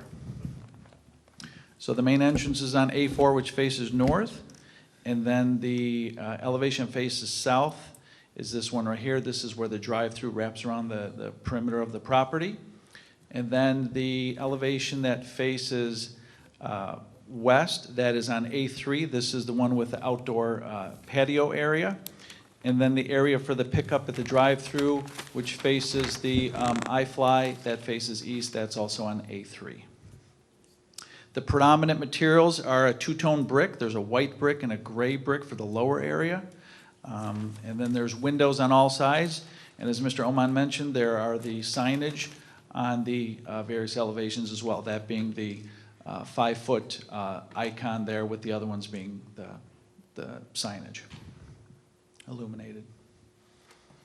And I think Mr. Ullman mentioned, but is there any exterior lighting other than the illuminated signs? There is, yes. There are sconces that are in between the windows here. They're indicated by these little black rectangles. They're along the north side, which is the sidewalk facing the parking. And then there's one on the south side, which is where the employee entrance is to take out for the trash there. And then there are some in the trellis area for the outdoor dining. Thank you. All right. I think I have nothing else for the witness. Anyone else? Looks like, yeah, Mr. Bignell, did you have something? All right, well, then that concludes my presentation. I have no further witnesses. Thank you. So I think at this point I'd open to the public. Is there anyone from the public that would like to speak as to this application? Please come forward. Your name and address for this court reporter. Hi, Kathleen Lynch Killick, 23 South Locust Avenue. So I just want to make sure, because it is very tight coming in, so are all the deliveries going to come off of Route 1? They're not going to go on Vineyard? Correct. Okay, so when you do with that new ramp, when you're going south off of Route 1, it is very tight, and all there is a stop sign there, if you've seen it, if anybody's been on there. So you're going to have to look, there's going to be a traffic issue there, because nobody stops when they're coming out of Topgolf there, so and it is a very tight turn for a tractor trailer to go through. And with all the other stores and everything coming in, I think you'll need to look at that. So you'll need to look at that, because you're going to have accidents there. And we're not going to have, from the traffic on Vineyard, too. So did anybody look at the traffic? This is a permitted use, so by law, traffic issues, off-site traffic issues are not within this board's jurisdiction. But Vineyard is on the other side of this whole. That's off-site. But to get to the site, there's only 2 roads. I know, but what I'm saying is that the only issue the board can consider is ingress and egress to the site and traffic on-site. Because it's a permitted use, off-site traffic conditions are not subject to board review. Who looks at the traffic? Who's going to consider the traffic? We do have a letter from We have the our- Township of Edison Police Department. They review the So it's the police applications. department? Police Department, and it happens to be Officer Timothy Alexander, if there's any question, and he states, this officer reviewed the above stated application planning for Lot 30. The proposed plan does not directly affect traffic flow. No further devices needed as per the manual of uniform traffic control devices. So there is a police officer who has, I assume, reasonable amount of traffic control, according who have looked at it, and he signed off on it. So if there's any particular issue that does develop, possibly he might be the contact that you want to talk to. Okay. No, I'm just. And we do have a letter from the fire department also. And they're taking into account all the other new buildings and new businesses that will be coming in as well? They Or are is up, that yes. from today, what it looks like? Because today, what it looks like, and then tomorrow, down the road, what it looks like is two different things. And, you know, as the process goes through, all the plans that come through here, they see every one of them, they get all the updated plans, so they should be looking at the latest and greatest plans. So it could change down the Yes. road as more and Not more from what we businesses. approve here, but there's more areas, obviously, out there that the developer is going to approve, is going to attempt to rent and develop. So we have to keep a close eye on that whole process, but, Okay, and it's an awful big development, but that's. Right, that's it what we have is. to do. And it looks Okay. like Mr. Carley has Yeah, comment just, about the turning radius, or? Madam Chair, yeah, the board will recall that the redevelopment plan and the preliminary site plan have been the subject of a couple of actions by the board, 2008, most recently in 2015. And Mr. Radican, the attorney for the applicant, can relate that the initial proposals were something somewhat more than they are now, but their interaction with DOT yielded what turned out to be a smaller project. So when the board went down that path 10, 11 years ago, it did consider traffic turning radii and things of that nature. Yeah, I can, to the extent, as Mr. Carley explained, the DOT, state DOT, has jurisdiction over the new traffic signal in Route 1 that you're probably familiar with now. And the project was approved, I think it was for, thank you, 1.2 million square feet, based on the projected traffic that would generate, and the DOT approved it. So that is what Mr. Carley is referring to, and as he noted, we're well under that threshold at the moment. Yeah, that light helps a lot to go out, but you can only go out and you make a left, but coming in when you're going Route 1 south, that's like a tighter turn. So, you know, we'll see for the future. So I just have another comment to ask. So, you know, the public notice that came, and you can go and it states in here that you said that the application and supporting materials are available for public inspection and regular business hours. I went down there with my husband last Thursday to the zoning office. Nobody knew anything. Nobody could help me. Nobody knows what I'm talking about. And then I had to wait, and they go, only one person knows. So that person wasn't in Lillian. So you weren't there, but nobody knows anything, Lillian, if you're not there. But I told them all the next day. Okay. So if you're going to send out, my only comment is if you're going to send out a notice, and to all the public, I work every day, so that was my day to go down there, and I wanted to see what's going on. Shouldn't have to wait to come here to find all the plans. I could have looked at them there, but nobody knows anything down there for that. And you shouldn't have to apologize, Lillian. You're allowed not to be there, but it shouldn't be when one person's not there and there's like 4 or 5 other people and they don't know anything. They don't know anything. And then the poor man next to me was asking about something else, and he had to wait for a specific person too, because that person wasn't there. And he had his day off, and then he has to come back. So there needs to be, if we're going to send it out to all the people, it should be right up front. It should be right up front and readily available. But it's not your fault, Lillian. No, I understand, but they have to, I took care of it. Right, it just should be there so everybody has access. And then I just have another question. So these are great, these plans. Are they anywhere, and from what everybody is, you know, all these other applications, is there a website so the residents of Edison, so we can see what's, all the new construction that's coming before we have to come here and then listen to the application? It's pretty much too late. Is there a place to go to see all the new construction that's coming on all of Edison? Well, you could look on our agendas, there's the technical review, and that's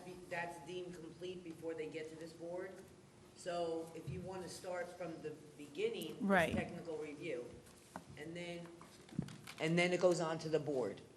So where is that at again? That's on the website. It's on the website, on Yes. Edison website, or Yes. planning or zoning? Well, you go to Edison, then you go to the clerk's office, then you go to land use, planning, and zoning. Okay, all right, perfect. But Okay, it won't be the plans that you want to see, it's just going to be the She agenda. just wants the curiosity of what's coming. yeah, and agenda, then- so we know what's coming, and then just to even see, like, it just has a block, and it's, just like even on this, it's one block, it's the huge block, but it doesn't tell you specifically, where is Chick-fil-A going to be? Is it going to be up against our houses again, or is it going to be towards Route 1? So we have to come here to see that it's by Route 1, so that's okay. But then the road. Apologize for that. You don't need to apologize, Lillian. You're only one person. You're one person. You don't need to. But, okay, thank you. Thank you. Okay, anyone else? Have a motion to close the public portion? Make a motion, seeing none, make a motion to close the public portion, please. Second. All in favor? Aye. Aye.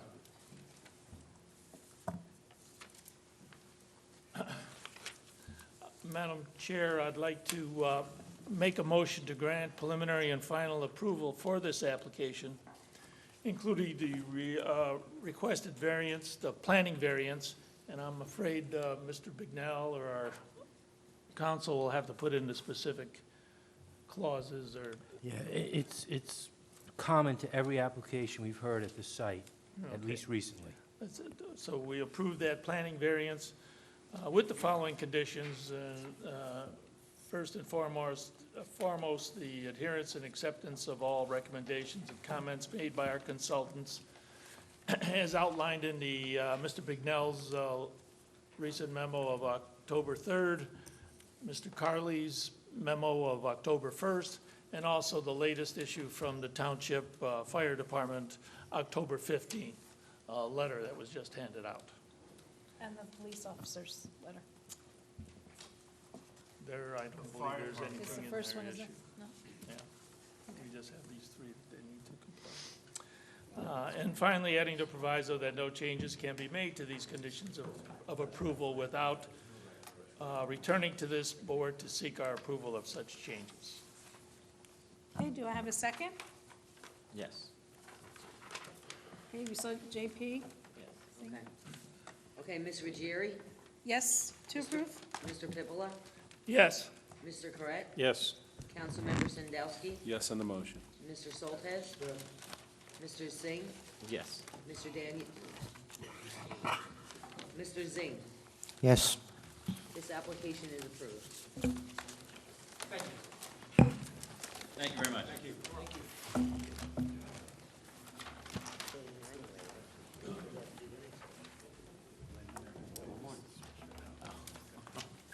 Okay, so the next one is actually number 3 on the agenda, P20-2019, Edison Land Investment, Route 1, Tommy's Tavern, Block 198.L, Lot 37.09.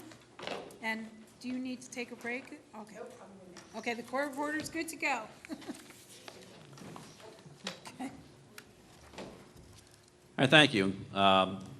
Jay Radican, Harts Mountain Industries, on behalf of the applicant, and we're here on this application to present Tommy's Tavern and Tap, which is a fantastic restaurant. There's a few of them throughout the state already. You'll hear in a minute, Seabright, I think was the first one, is that right? Yeah, Seabright, yeah. So bringing the model here to Edison, it is, for the neighbors, it is up right about abutting Route 1 or close to Route 1, so it's not in the back of the site. And we have 3 witnesses here this evening. And Greg, I know you didn't get on the call. We're going to put Tommy on first for this Oh, one. I'm sorry. So, yeah, Greg is very anxious. Greg, he loves to testify. But for this one, we're going to go out of sequence a little bit. And we're going to bring up Tommy himself to tell a little bit about his story. So we'll swear him in. Do you solemnly swear or affirm the testimony you're about to give is the truth, the whole truth, and nothing but the truth? Please state your name and spell it for the record. Tom Bonfiglio. You need to speak in the microphone, sir. Yeah. Tom Bonfiglio, Bonfiglio.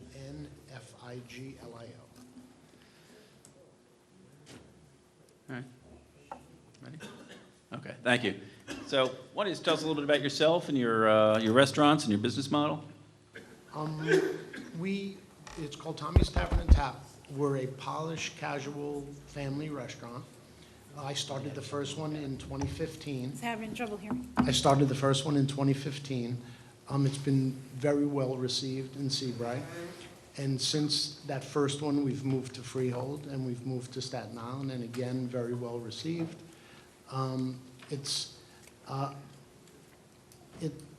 thing about it is that it's a from-scratch kitchen with, moderately priced. So you're getting high-quality food at a fair price in a beautiful environment with high-end finishes, so basically people are responding to it very positively. So I'm going with it. And we just had put up on the board, and you'll hear testimony. We'll mark it shortly, and you'll hear testimony about it. But there's a rendering just to show you what it's going to look like.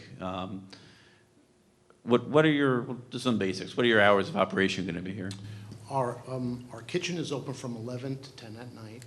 The bar would be open to 2, but we close it earlier if the volume is not there. And I see in the rendering that there's an open, what is it, a rooftop area? Yes, rooftop area. Okay. Outdoor space, since we started in Seabright and we have the outdoor space and we have the outdoor space in Freehold, we found out how much people are enjoying the outdoor space, so we try to incorporate some outdoor space here in Edison. Okay.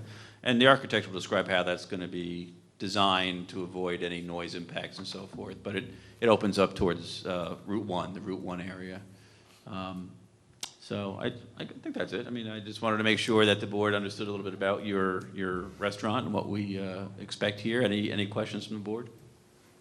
I believe you have one in South Jersey or somewhere. Don't you have another one? I used to have a thing called Tommy's Coal-Fired Pizza. Same Tommy, different concept. What had happened is I sold my interest in that because people said, we love coming here and we love what you do, but it's pizza, pizza, pizza. So I had an opportunity to expand the menu, adding more entree kind of menu and comfort food. So that's why we ended up going to bigger stores, and I did more than just the pizza. I still do my pizza, I still do my wings, what I'm famous for. But I do it now in this environment. I think I saw a picture of the inside. I had the impression it was kind of like a sports It thing. is a sports bar, Yeah. but it's a family oriented because when I refer to it as polished casual, it's not the typical sports bar food. It's a scratch kitchen. We take a lot of pride in our food, and it's a high-end finish. So in the interior, it's not that it would be a bar looking. It's more like a upper scale restaurant.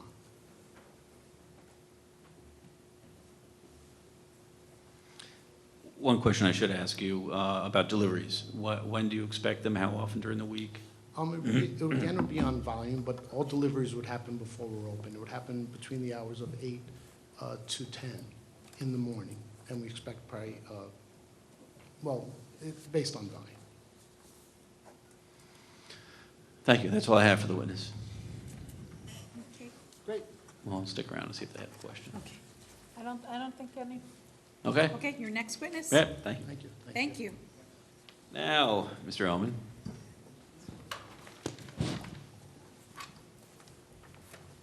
I have to swear you in again. Yep. You solemnly swear or affirm the testimony you're about to give the truth, the whole truth, and nothing but the truth. Yes, I do. State your name and spell it for the record. Sure. Gregory Oman, O-M-A-N. Are his qualifications acceptable to the board? You're still licensed in the state of New Jersey. Thank Yes. you. We'll Thank you. accept you as an expert. Thank you. Mr. Oman, if you would just tell us about the project, please? Certainly. I apologize ahead of time to bore you with similar facts and background, but I need to get some of that on the record. I have marked my first exhibit as A1, entitled Overall Plan Exhibit with today's date. It's a colorized rendering of the full development anticipated for the project over an aerial photo showing the surrounding uses, Route 1 to the south, the existing previous Clayton block to the east, single-family homes to the north, Vineyard Road to the northwest, and the Pep Boys Plaza to the direct west of the project. It was previously approved for 1.2 million square feet of retail, restaurant, office, and hotel space. Our DOT permit was based on that 1.2 million square feet. This proposal in front of you tonight is approximately 660,000 square feet. So roughly half, that was, kind of came up in a previous application. It's roughly half of what was previously approved. Site is partially developed with the Sam's Club to the west, Topgolf to the east, the gas station, Zinberger, and Starbucks along Route 1. What we are proposing for this particular application is to carve out another 0.45 acres for our subdivision of the remaining lot area to construct a two-story, 14,163 square foot Tommy's Tavern. The Tommy's Tavern is going to be located directly to the west of the main access drive off of Route 1. So as you come in right off of Route 1, it's going to be directly on your left. If you're standing on Route 1 or across the street from Route 1 looking at the site, it's to the east of the Zinberger. The Zinberger and the Tommy's Tavern share a shared parking lot in between them. My second exhibit, marked A2 with today's date, is a blow-up of that particular area, showing the circulation and access to the particular facility. This was actually part of our Phase 3 approval with the Starbucks and Zinberger, in which all the site improvements, including the parking, was approved as part of that phase. So for the most part, the site construction is already completed in that area. We're making some minor modifications to the parking and some grades from what was previously approved and constructed, but for the most part, it's remaining very similar to that approval. As I mentioned on the previous approval, as we add on to this little puzzle that we're putting together here, we are also going to expand the parking lot to the north of this as overflow parking, which can be utilized by the Tommy's, the Chick-fil-A, or any future development to the north.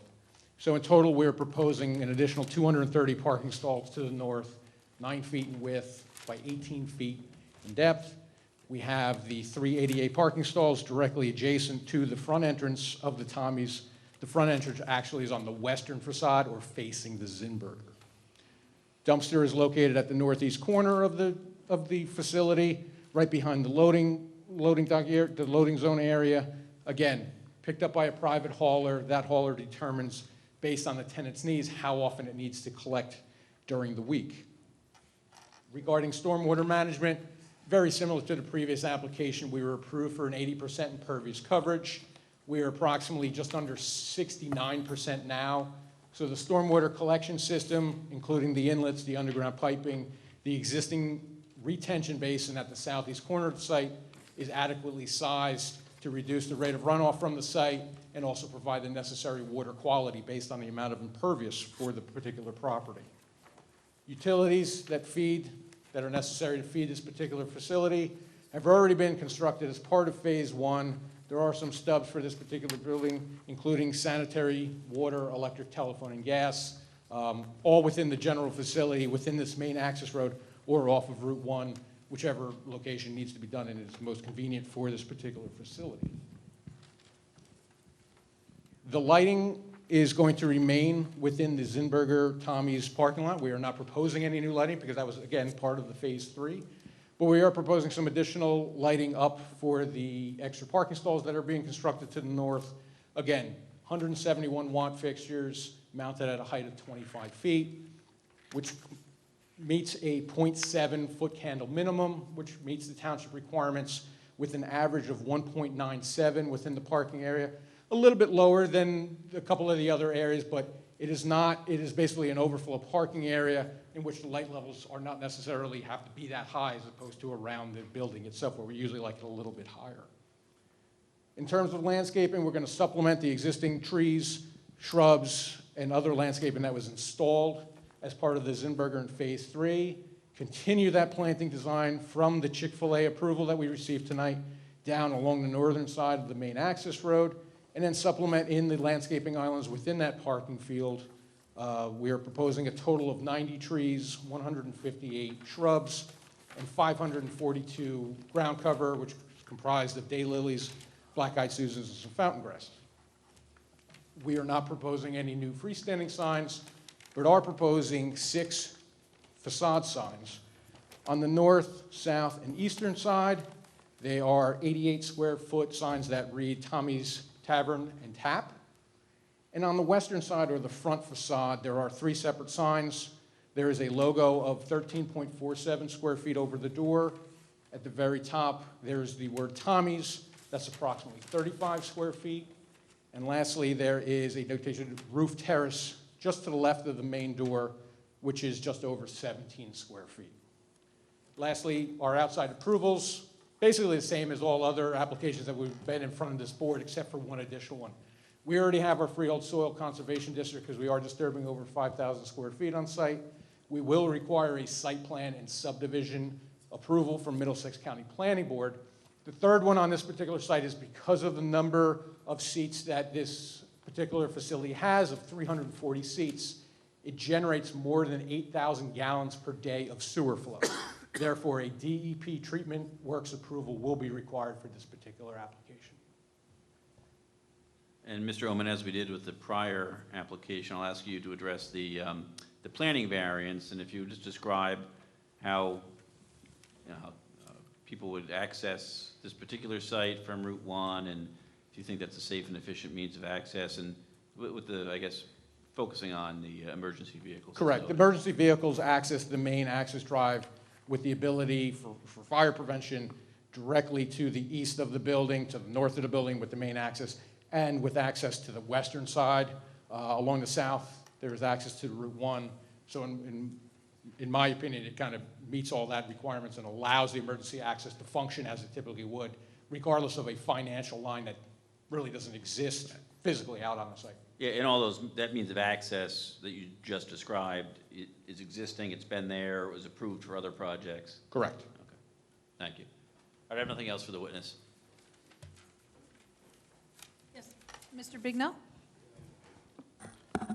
The comment to my report, the cross-access agreements, I guess you'll deal with that? Yeah, I should have said that, we will do that. The testimony was on the size of the signs just now. Can we have that in writing? We could add that to our plan. All right, please. That was very difficult to read on your plan. Sure. And then, I should have brought this up too at the last application, but who's responsible for the dead and dying stuff on the site that was planted as part of the original approval? Parts is on the Chipotle application. We added the note that all dead and dying landscaping throughout the site will be replaced by the landowner. We will add the note to these plans as well. Okay, because that's part of your property maintenance, and it has to be maintained. Correct. Whether it's built or not. And we will. Okay. We'll Thank take you care very of much.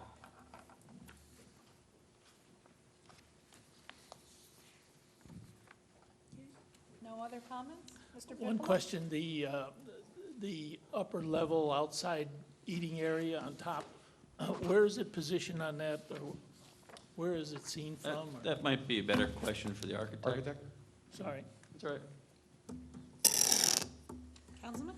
So how is the parking going to work? You're going to share the parking with Zinberger, and then you can go across the street if you need additional parking? Correct.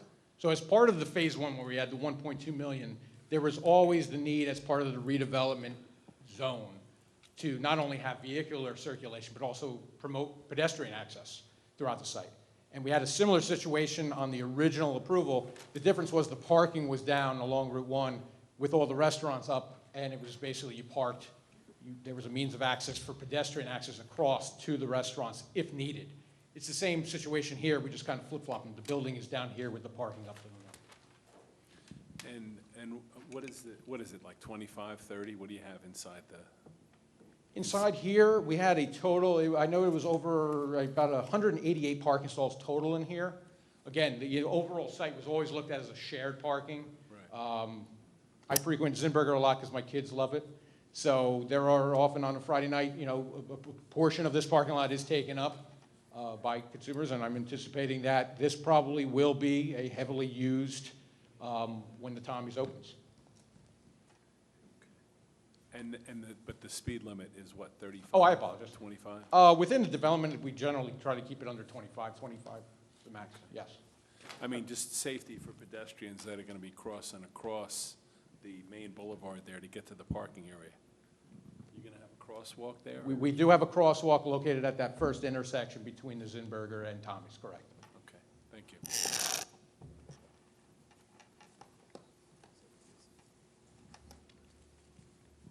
Yes, Mr. Farley, you have something? Madam Chair, just towards the councilman's questions, queries relative to parking, we do, track the number of parking spots as they're added to the entire project. The redevelopment plan calls for ultimately for 2,127 parking spots to be built on the site. Right now, they're in conformance with that plan as the build-out of the site progresses. But I think the councilman's point is well taken, making sure that those parking spots are in proximity to the uses that are built as they're being built. So, and I think a good metric for that would be about 150 feet for future reference. Yep, sure. Thank you. Thank you. Thank you. All right, if there's nothing else for this witness, my final witness is the project architect, Jim Montefiore.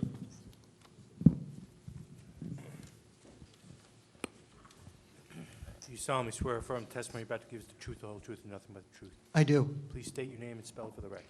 Yeah, James J. Montefort, architect, 733 Route 35, Ocean Township, New Jersey. How do you spell your last name, please?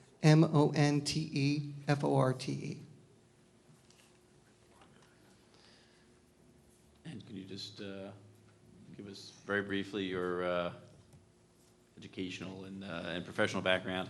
Okay, I'm a licensed architect since 1992. I have a firm of approximately 10 people. We do all kinds of architecture, from single-family homes to restaurants to high-rise to mid-rise. I'm a graduate of NJIT, and I have been before this, in this room. I think it was the zoning board, though, and I appeared before many planning boards. I sat on one planning board for the town of Ocean, and I just keep moving along planning board to planning board. And your license is still good in the state of New Jersey? Yes, good it is. standing. So I will offer Mr. Montefort as an expert in the field of architecture. And we'll accept your credentials. Thank you. All right, we had a rendering up there earlier. I think we need to mark that A2. Right? You had one? You had two, so A3, I'm sorry. You know, Ben? If you would just write A3 and put today's date on it, and then tell us what we're looking at.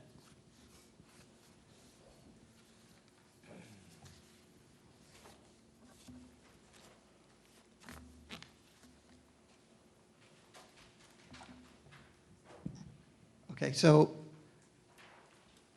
what we're looking at is a rendering of, it's kind of an aerial view of the entranceway to Tommy's Tavern at the bottom.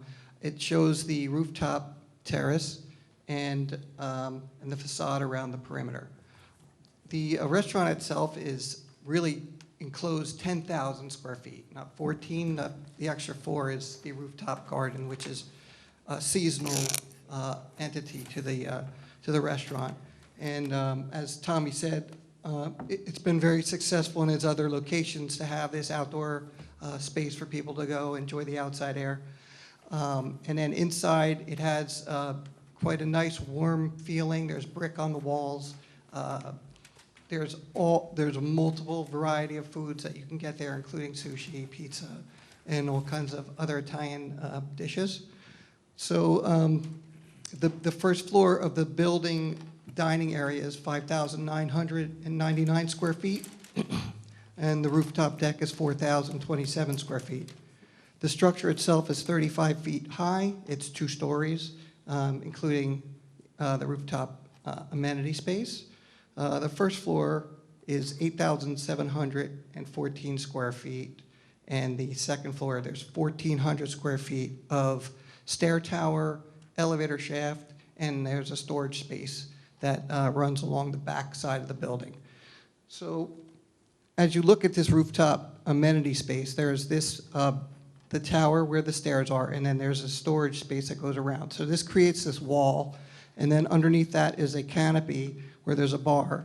And the reason why I did this was so it would deflect the sound from the back of the center to the front towards Route 1. There's also covered area with trellises and outdoor seating. There's some gaming tables, and there's benches out there, tables and benches. We are doing some lighting around the building, but it's Jim, mostly... I'm sorry, I'm going to interrupt just for a second, I apologize, but just to be clear, the elevation, we're looking at sort of the western side, that's where the main entrance will be, is that right? And then Route 1 is to the right of the photo, more or less? Yes, here's Okay. Route 1 to the right. Here's the main entrance to the center. That blank spot, I guess, is where Chick-fil-A is going across the street. Yeah, all right, thank you. Sorry, can I just add? So the wall that you're saying, protecting the sound and all that, is the wall that would be facing the back of the property. Mhm. We have homeowners on the other side of that property. That's correct. Who have had issues with Topgolf. That's correct. So I've that heard. wall there will be blocking any view or anything, sound from there.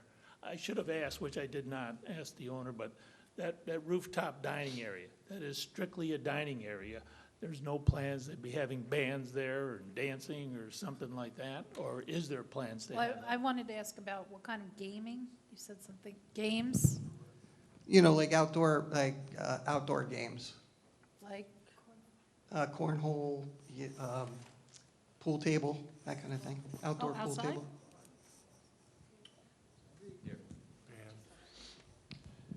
The, One second. Please identify yourself for the record, please. Tom Bun.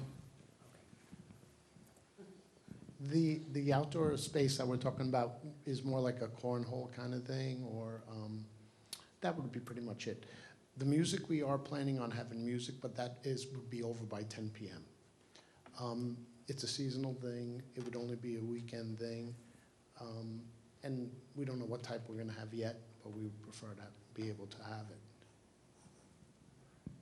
And that wall is designed to, so no sound To would be. deflect it. Yeah, Right, there everything would is be no designed to deflect it. I've actually taken it one step further than just the back wall. What we have is that we have a parapet wall that runs around the perimeter of the roof. It's approximately 4 feet high. And then above that, we have another 4 foot of glass, so that will deflect any wind and also maintain the sound within the space that we're in. And then as you go around, there's these piers that go up, and I have gas lanterns that have a flame that kind of circle up through the lantern itself. So when you're driving by, you see the motion of the light, the flickering of the gas lanterns from Route 1. And then, so basically, the sound will be contained within that space. And everything is contained. Even this pit in the front, I know it kind of comes out like this black pit, but the mechanical units are tucked into this space.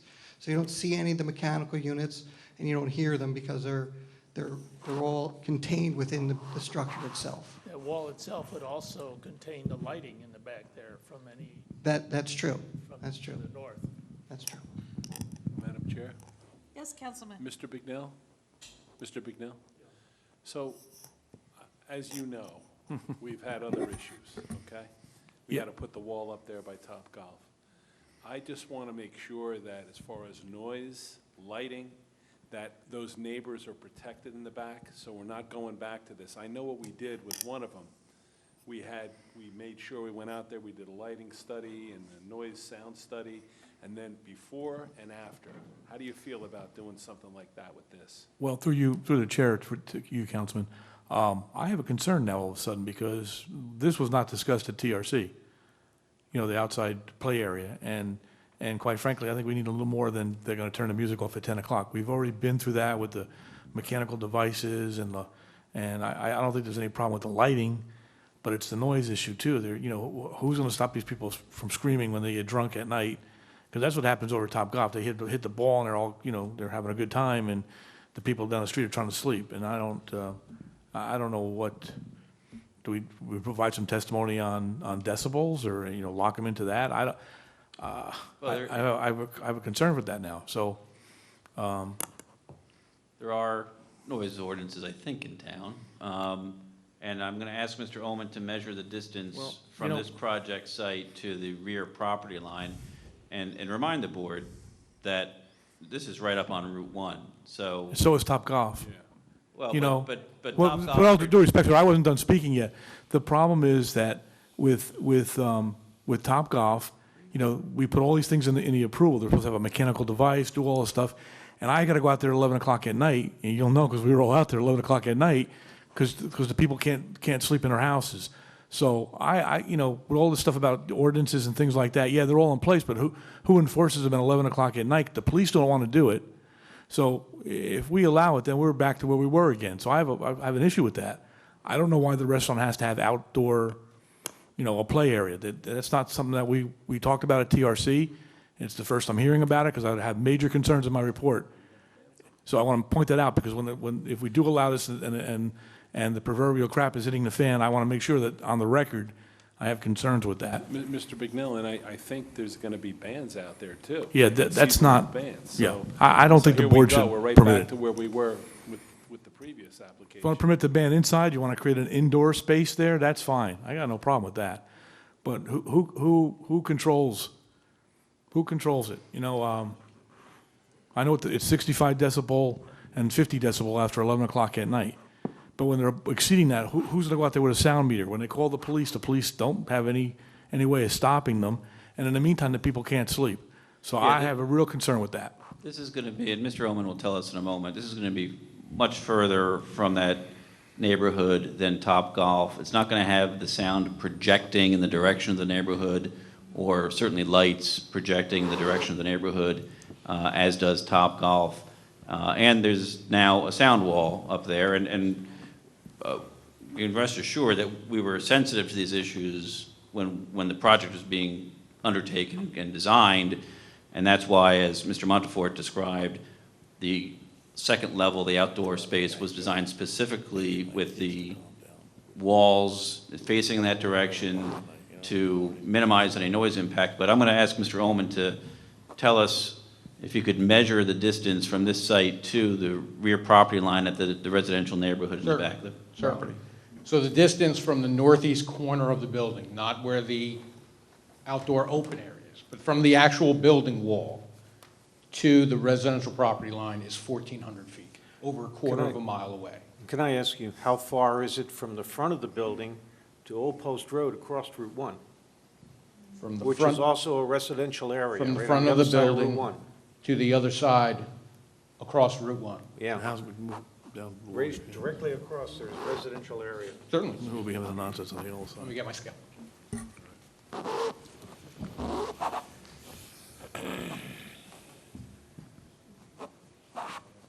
And as the testimony that was provided for the Topgolf by the noise expert, when they, Norm Dottie, who is the sound expert who I testify with all the time, generally when he does his sound study, I don't want to say noise, he gets mad when I say noise, sound study, he always looks at it in twofold. He looks at it in existing conditions, what's the sound level along the residential property without the development, and then he looks at it with the development. Madam Chair, with all due respect, this gentleman is not a sound expert.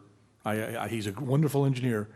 But if we're going to do this, we need to have a sound guy come on the record and tell us so that when we're out there dealing with it a year from now, that we have something that we can hang our hat on. If we're going to have an outdoor or open, abandoned seating. I agree with Mr. Brignell. I am not a sound expert. To answer your question, it was approximately 1,000 feet. Also, directly down, there's more housing where you can't see it on the map. That area- Behind the Ray Katina? That's behind Ray Katina, there's also areas of... The Ray Katina building, that blocks, that's up in the air, yes. Well, that is going to be higher than Ray Katina, that restaurant. You're on We the are roof. slightly higher than Ray Katina. Yeah, above the roof. And a band music. Getting back to my... And across a major highway. I mean, that's, Yeah, I think we have to be mindful that, you know, it's a heavily traveled highway. I wasn't testifying as a sound expert. All I was repeating was that when Norm had done that study and he presented testimony to the board, was that the ambient sound levels from the traffic on Route 1 was actually higher than some of the sounds created by the Topgolf. This approval for the 1.2 million square feet had a town center facility with a movie theater located a lot closer to residents. I would ask the... Madam Chair. I would ask the applicant, you could see the sensitivity of this issue. It would seem to me it could be resolved if we had a sound expert, you got a sound expert out there to give us a real I understand why you're asking, and I certainly have lived through some of the concerns with Topgolf, because we've heard it as well. We don't operate Topgolf, obviously, but, you know, I just think the circumstances are very, very different, and I don't know. We're over a quarter mile away from the back of the property, got an interstate highway that we're right next to. I maybe take a moment to consult with the operator and see what his thoughts are. I would certainly agree with you that I think the precautions, that wall and all that in the distance, it would seem to me it would be reasonable to say it would not have an effect. However, the sensitivity is so hot that if we at least have something on the record that says, yes, we're making the right decision, I think we'd all feel a lot better for that. I understand. I mean, And I just don't think want to put your client, this is not going to be, I don't think, and I'm no sound expert, but I don't think this is going to approach what Topgolf does in terms of noise and light. And it's further away, and but let me, if I could take a moment, I don't even think we need to take a recess unless you want to, but give me one moment. We've consulted and discussed the matter, and I mean, we are sensitive to the issue, and in particular, the issue as really created by Topgolf, and we do want to be good neighbors, or we try to be good neighbors.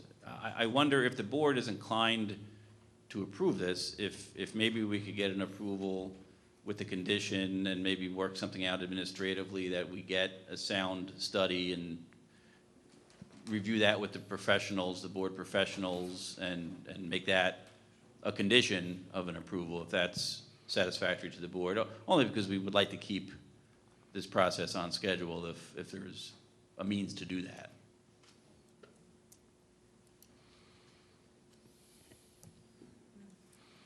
I just was going to also suggest, Mr. Bignell had a comment about enclosing the open area. Well, enclosing in what way? I mean, it's enclosed on the four sides. If an enclosure with a roof kind of defeats the purpose, I think. Yeah, but if it's seasonal, I don't understand. Maybe I'm not a marketing guy, I'm just a planner. If you put a roof on it and you close it, you can use it 4 seasons, not 3 seasons, 2.5 seasons. And then it solves the problem with noise, it solves the problem with light, it solves all the problems, all the issues that we've had in the past with the property. Do you want to respond to that? Yeah, I don't know that that's the model, but. Then it wouldn't be the outdoor space. The important part about it is that it's outdoor space, fresh air. But we're also talking about not a large volume of people. The occupancy on the roof is 100 people. Inside, basically sunken down, 4 sides of walls. Everyone's going to be lower than the glass walls on it. And then the part of the building that's facing the Topgolf is got a complete enclosure. So that side of it, it goes up and then covers half the patio, or a third of the patio is covered by that top. That they're going to be underneath that. So only about 2/3 of the patio, again, we're talking about 100 people, would be under the fresh air. Enclosing it, then it's just another building.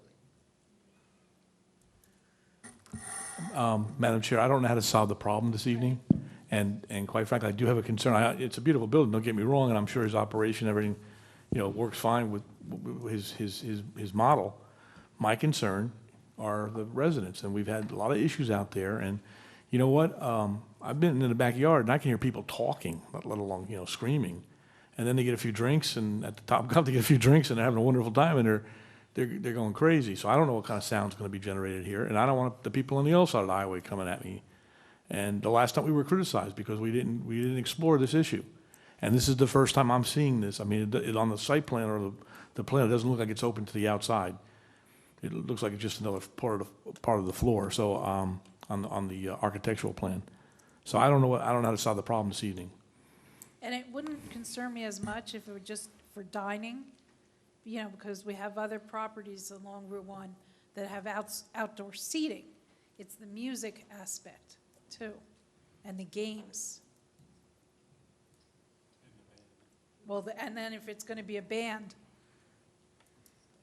Right. Yeah, again, the games, I think, are just gonna be sort of backyard games that anybody can play in their backyard, right? Beanbag toss, things of that nature. I don't know that that in of itself is gonna generate additional noise over people just dining, or having some drinks, but, again, I suggested if the board is willing to act, and we could make a condition of an approval if that's what the board is inclined to do. We're happy to do a sound study and provide it to the board professionals, and that's, I think, a reasonable solution. And then you have a report that you have in the file that hopefully would say that it's not going to be an impact to any of the residents in the area. The only thing to me, it would seem that I think, and I'm only speaking for myself, I don't see anything in the application that causes any concern except this particular issue.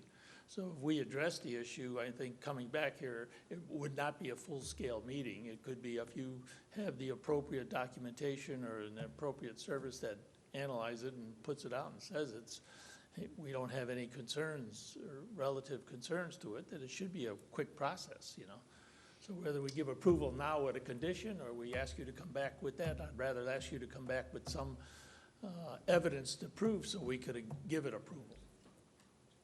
Yes, Mr. Bignell?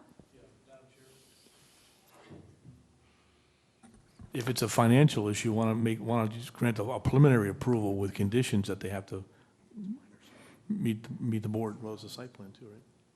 Yeah. So give them a minor site plan approval, preliminary, or just, we don't do minor in this town, but we do a preliminary with a condition that they have to satisfy the board with their testimony. So at least they leave with an approval. The other thing is, you know, I don't know, I think I heard testimony that the music would end at 10 o'clock. You know, maybe we Yeah, could well, I think. have some conditions. That's correct. Yeah, oh, okay. The other towns that we're in. Here, hold on. We stopped the music at 10 o'clock at the other spots. In Seabright, we actually have a gate that closes the space, and we don't even let anybody in after 10. I think Mr. Bignell's suggestion, you know, to alleviate, give preliminary approval and subject to this particular issue and getting the proper documentation, and just come in for a final after that. That should be nothing. And so in other words, the final would just be carried. We're not refiling for that. Yeah, so I would ask, I don't. No, then we might as well just adjourn. Yeah, I don't know what that gets us, really. Yeah, I don't think it gets you anywhere. Yeah. Because technically they would have to refile and submit new application fees and new escrow fees. So to grant preliminary and then come back for final, it's a new application. So I'm not sure that helps them in any respect. Yeah, If this is an issue that needs to be resolved, you might as well resolve it by carrying the matter. If that's the case, may I ask, would we be on the next agenda in November? November 18th. Okay, all right, and we can get Norm on that quickly. Yeah, all right, so we'll do that. Again, we respect the issue and understand the concern, and I think ultimately we'll be able to demonstrate that it's really not much of a concern, but we understand why you're asking. And So. the only thing just to emphasize is my cohorts here, I brought up, the issue now becomes, which I hadn't even thought of, people on the other side, you know, maybe on the other side, Ray Catino, but take that into account, because, you know, we're focusing on that back end.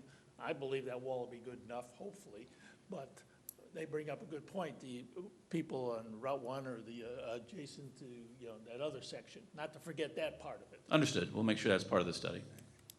And part of it is, you put a live band up there, their decibels are a lot higher than Top Golf starts out with. Top Golf is only putting out, like, they were limited to, I think, 55 decibels output. Well, You're putting a there's band up state there, you're law that talking 110 decibels that could go up easy. Yeah. We all agreed to the law and the ordinances, and everybody says everything's wonderful, but in actuality, when somebody's violating the ordinance, who enforces it? Do I have to go down there at 11 o'clock and say, hey, guys, guess what, turn the music off? I'm not going to, it's not my job. And that's what happens. Everybody says, well, the zoning officer works from 7 to 3, 8 to 5, whatever it is.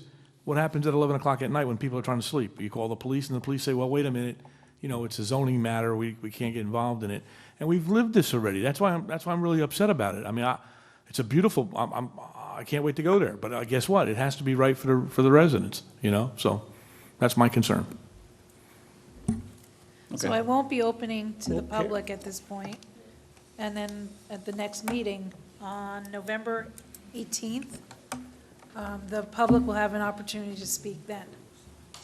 But no renotice is going to be required, so the notice will be the television and on the website that it's being carried, and my announcement tonight. I would suggest, if the board would indulge us, Mr. Montefort could be open to the public for questions, so he wouldn't have to come back, because I don't know that the architect would have to come back from his office. All right, he's telling me he'll come back, so it's not that far, right? Okay, he'll come back. Scratch that. Thank you, appreciate it. All right, so back on the 18th. Yes. November Very good. 18th. And we'll get if we can get a report to you in advance, obviously that's our goal, but at the very least, we'll have testimony and be able to show you something that night. Yes, and we need to do a motion to carry. I'd like to make a motion to carry this application till the next meeting, November 18th. November 18th. Second. Okay, Lillian, is all in favor? Aye. All in favor? Aye. Aye. 7 o'clock. See you then. Thank you. Thank you.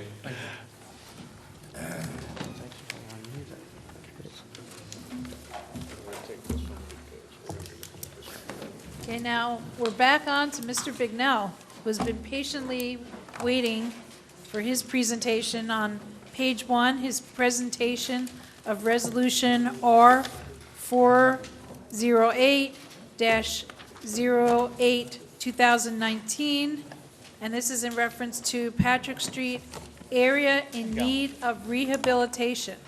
And it's a presentation by Bignell Consulting. Mr. Bignell, I will turn over the microphone to you. I'm going to swear you in.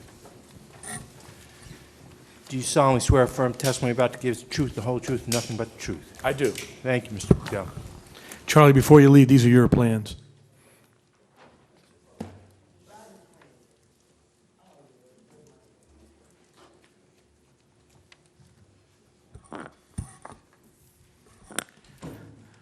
Madam Chair, members of the board, if you remember last month, the council had referred a resolution asking for the planning board's opinion on the need of rehabilitation for Patrick Avenue. At that point, Mr. Rubin suggested that we not rush into it, and we do a study to take a look at this piece of property. In the past, you guys are very familiar with the need of redevelopment, but the law also allows for the need of rehabilitation. And I believe this is our second need of rehabilitation. We did one for the Roosevelt Hospital, if you'll remember. But basically, what it does is it allows the town to help a property owner move forward with development of a piece of property that's had some issues or that has been fallow for a long time. There's 6 criteria. They're not lettered in the under the Rehabilitation Act. They're not lettered, but they're numbered. So the first is a significant portion of the structure in the area that are deteriorated or in substandard condition. Number 2 is more than half the housing stock in the delineated area is at least 50 years old. There is a pattern of vacancy, abandonment, underutilization of properties in the area. There is a persistent arrearment of property tax payments on properties in the area. Environmental contamination is discouraging improvements and investments in properties in the area, or a majority of the water and sewer infrastructure in the area is at least 50 years old and in need of repair and substantial maintenance. Okay, so the redevelopment plan before the board is, let me get that right, would be Patrick Avenue Rehabilitation Study. It's Block 203, Lot 17, qualifier C0003, and Block 206, Lots 1A and 2 through 15. And I've passed out, or I've had Lillian pass out the picture that's in the rehabilitation study, and basically that's the outline of the property. And if you're familiar with it, This is the old Holiday Inn, and I can put a little extra into this, that when I was 18 years old, I used to be the night auditor at the Holiday Inn, and I used to rent rooms for the that was my job after in college. So I used to work there at nights, and so I'm very familiar with this property, and that goes back about 40 years. So the process is basically the same as for a need of redevelopment. Municipal council proposes a draft resolution. That resolution is forwarded to the Township Planning Board. Planning Board directs its planner to review and prepare a study. The Edison Planning Board reviews the report and makes a recommendation back to council. The municipal council adopts its resolution designated all or part of the proposed area as a rehabilitation area, and then authorizes the preparation of a draft redevelopment plan. The planning board reviews the draft redevelopment plan for inconsistency with the master plan within 45 days of the referral, and then the municipal council can adopt the redevelopment plan after introduction of the ordinance and a public hearing. Okay, so we've done all that. We've looked at the property. Basically, this is a piece of property that contains, or it's around the hotel and the Aquabar restaurant right now, if you're familiar. And then there's a single-family home on that property. And then in front of that property on Patrick Avenue is the VFW. So that kind of gives you a rough idea. It's a weirdly shaped piece of property. So that's probably one of the reasons why it's had issues for redevelopment. I put pictures in the study and whatever, but getting back to the evaluation, criteria 1, we talked about the significant portion of the structure are deteriorated or in substandard condition. We couldn't apply that criteria to the study. More than half of the housing stock, we couldn't apply that because there's no housing stock up there that's 50 years old. We did use the criteria 3. We think that's satisfied. It's a wooded parcel containing no improvements, by definition vacant, and has been at least so for 25 years. We've put that in the report with the pictures from Google Maps showing that there's been no development here.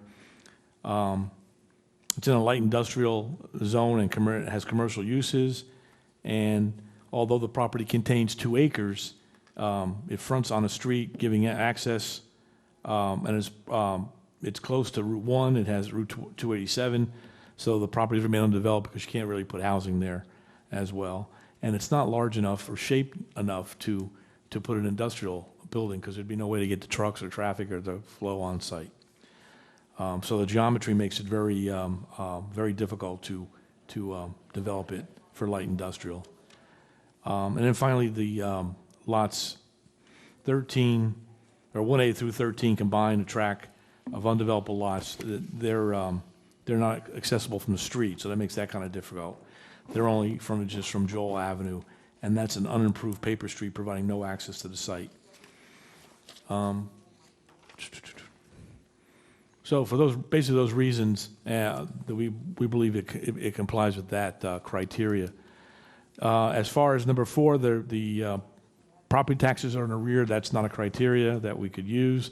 It's not contaminated, so that's a good thing, but we can't use that criteria. And then finally, the last one was a majority of the water and sewer infrastructure in the area is at least 50 years old and in need of repair or maintenance. We've asked the town engineers to go out and take a look at that. They responded with a letter that the system was built in 1969, so it's more than 50 years old. They believe it's never been repaired or replaced or anything out there, so they're assured that it's going to need repair and substantial repair in the near future.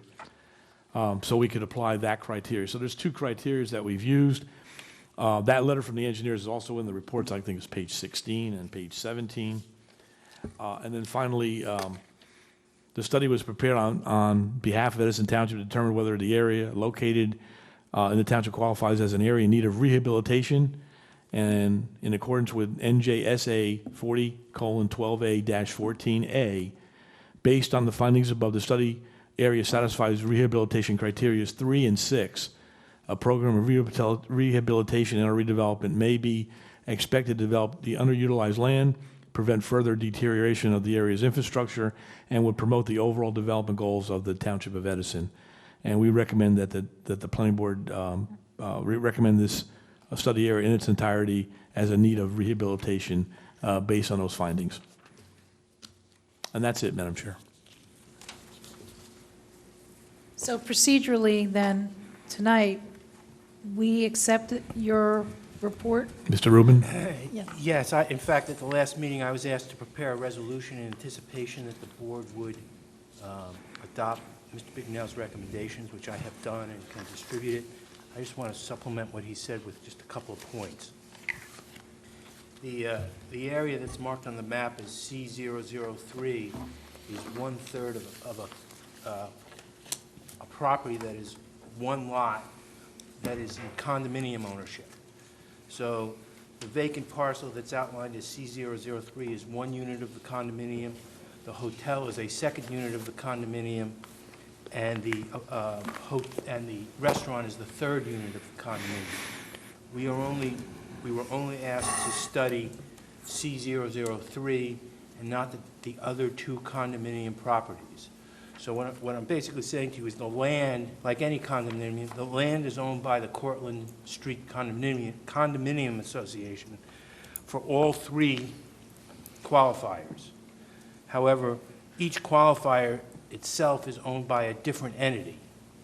So while the land is owned by one entity, the improvements on 02 and 01 are owned by different entities, and the vacant parcel 03 is owned by a third entity.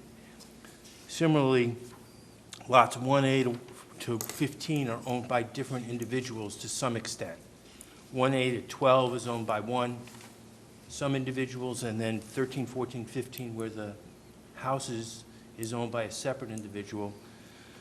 Joel Avenue, which is a paper street, extends up to the single-family dwelling, but not beyond it. So 1A to 12 are not accessible in any, they're landlocked, essentially.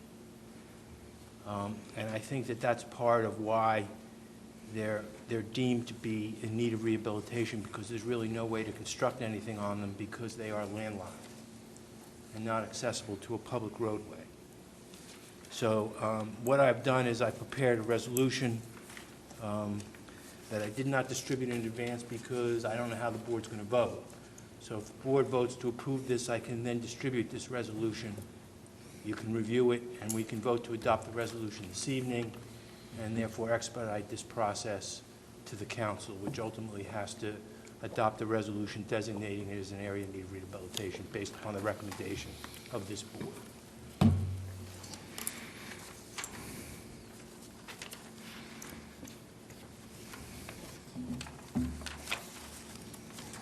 Hank, if I relate to your testimony, this does meet the qualifications under criteria 3 and 6? Yes. So it Yes. meets those criteria. And we only need to meet one. Yes. But we meet two. Yes. In my opinion. And the attached letter is from the engineer saying that, verifying that it was built in 69 and... Prior to 69. Prior to 69, yeah. Prior to 69, yes. Seems to me my recommendation would be to approve Mr. Bignell's and accept his recommendations make a motion to include this as an area in need of rehabilitation based on criteria 3 and 6. Okay, Lillian? Ms. Ruggieri? Yes on the motion? Mr. Pippola? Yes. Mr. Correct? Yes. Councilmember Mendoza? Abstain to vote at council. Mr. Soltis? Yes. Mr. Singh? Yes. Mr. Danielle is not present. Mr. Zinn? Yes. This is approved to go to council. Now you have a resolution? I have a resolution.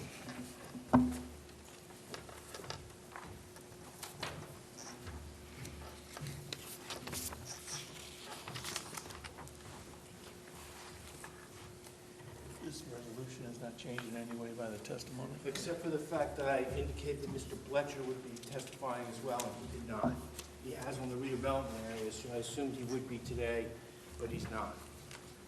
Other than that, it mimics the testimony you heard tonight as well as the report. So we will remove that section or reference? Yes. Where's it at? It's on the second page.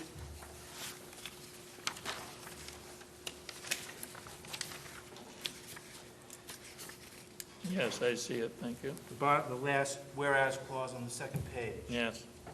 Okay. And that does not change our... No, the only thing that's changed is we removed Mr. Bletcher's name. The paragraph as a whole stays, but just remove Mr. Bletcher's name from the paragraph, and I can make that revision and send, email it to Lillian, and she can sign it with that correction.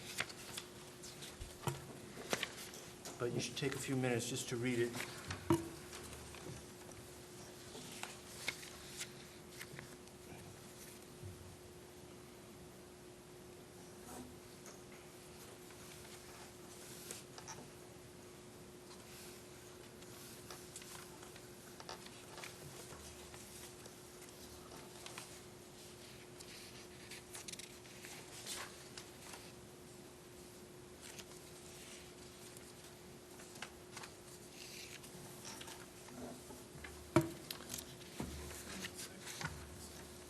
Yes. And I explain why both 3 and 6 were satisfied in accordance with the report. Mr. Bignell was kind enough to send me this in advance, so I was able to prepare the resolution. Madam Chair, just like to point out to the board too, that Mr. Rubin worked with us because we had an issue with the ownership and the condominium and how that was all created, and when we did our research, and Mr. Rubin straightened that all out for us, and we appreciate it.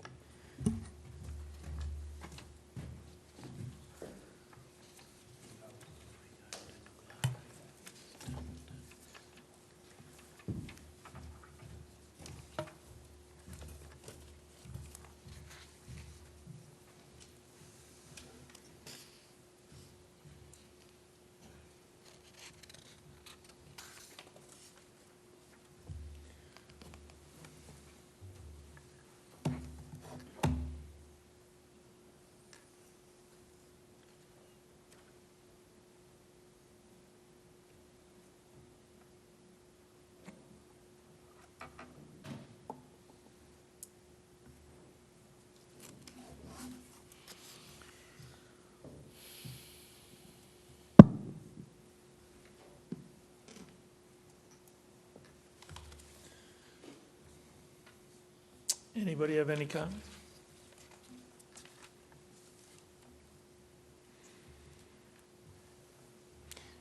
Having read that, Madam Chair, I'd like to make a motion to approve Resolution 408-081219 with the appropriate change on page 2 of eliminating Mr.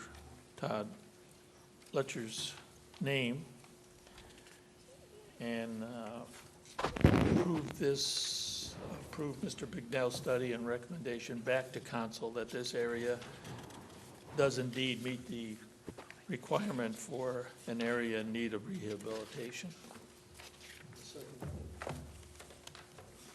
Has everyone had a chance to read and to, everyone has a chance?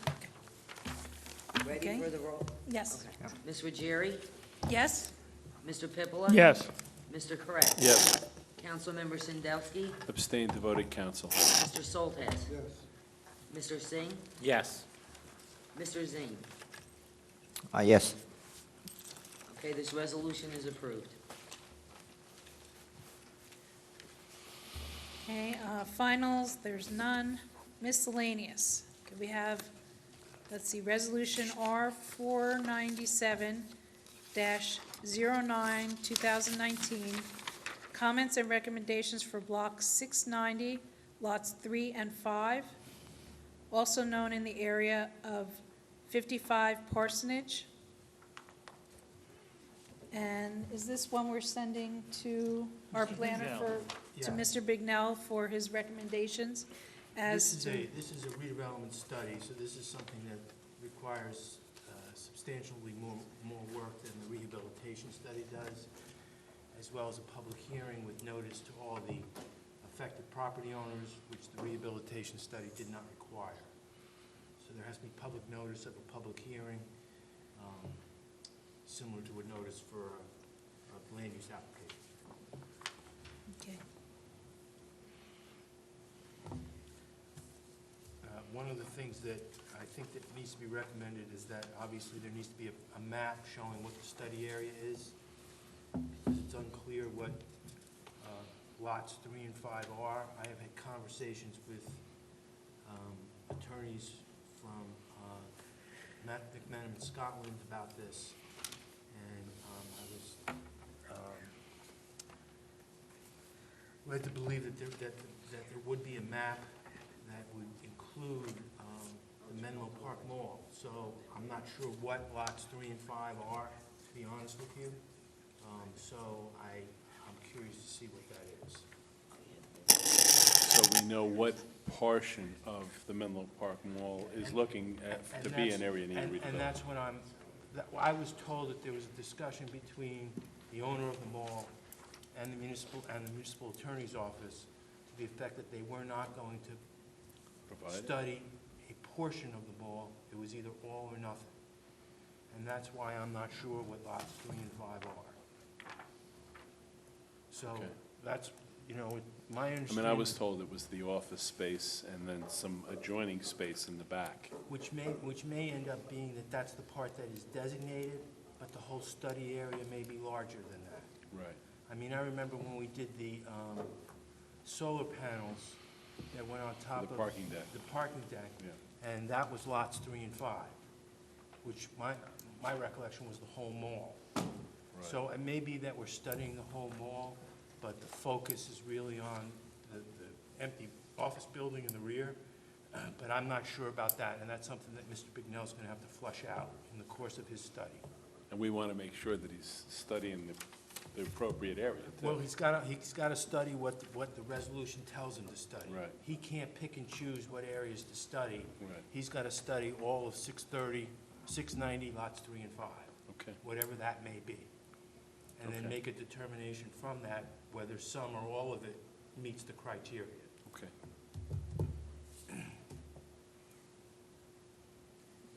So we need a motion then. To retain Mr. Bignell to perform this study.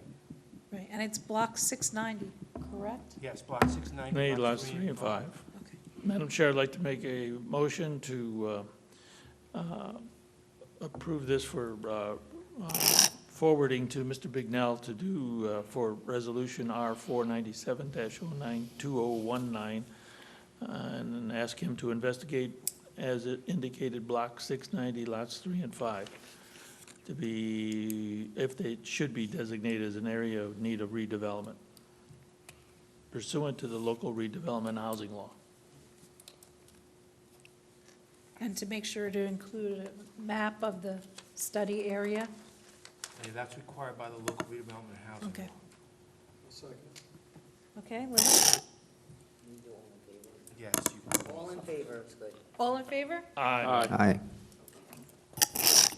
All right, next one is Resolution R 462-09-2019, comments and recommendations on Block 266, Lot 49, and Block 198, Lot 29, also known in the area of 1000 US Route 1.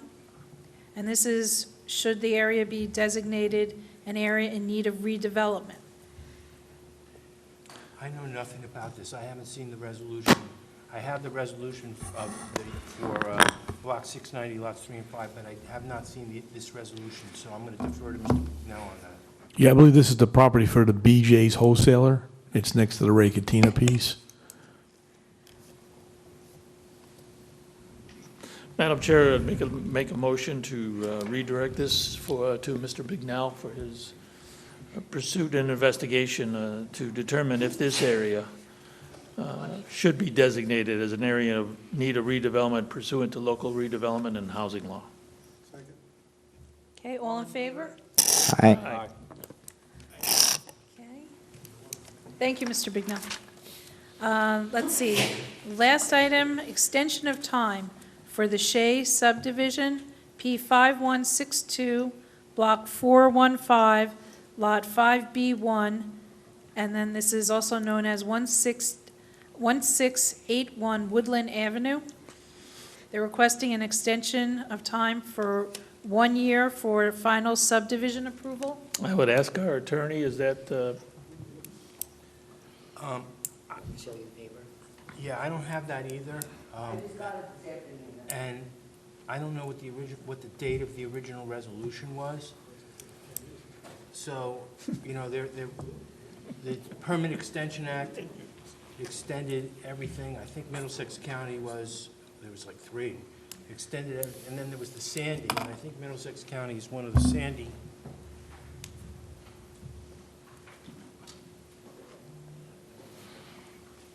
Might have been a Sandy affected county. If it was, then the Permanent Extension Act extended this to June 1st of 2000. well, if we don't have enough information, can we just defer this until the next meeting? Is there any?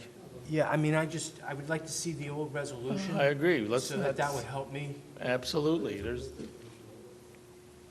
no reason. You just want to hold that till next month? I believe that would be, Yeah, I mean, it I'd can make be a motion to retroactive. hold that. It can be retroactive to the date on which it expired, assuming that they're entitled to these extensions. Yes. I'd be surprised if they weren't, because I Yes. think an attorney would understand how to count those time periods. The letter was by Steve Tripp. Yeah, and he knows what he's doing, but honestly, this is first impression for me. I would recommend, Madam Chair, we hold this until the next meeting. Well, you want me to run up? No, No, I think the best thing is to hold it. And let me So- talk to Mr. Tripp, who I speak with all too frequently, and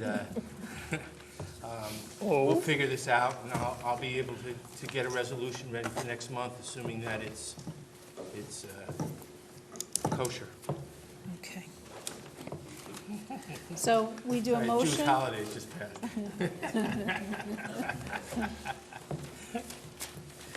So do we do a motion for that? Yeah, you can just do a motion to carry this until the November 19th meeting. And then, did I have a 18th second? meeting, November 18th meeting. Okay, all in favor? Aye. Okay, no comments from the public. If no one has Anybody out anything there? else, I will adjourn this meeting. there? Meeting adjourned.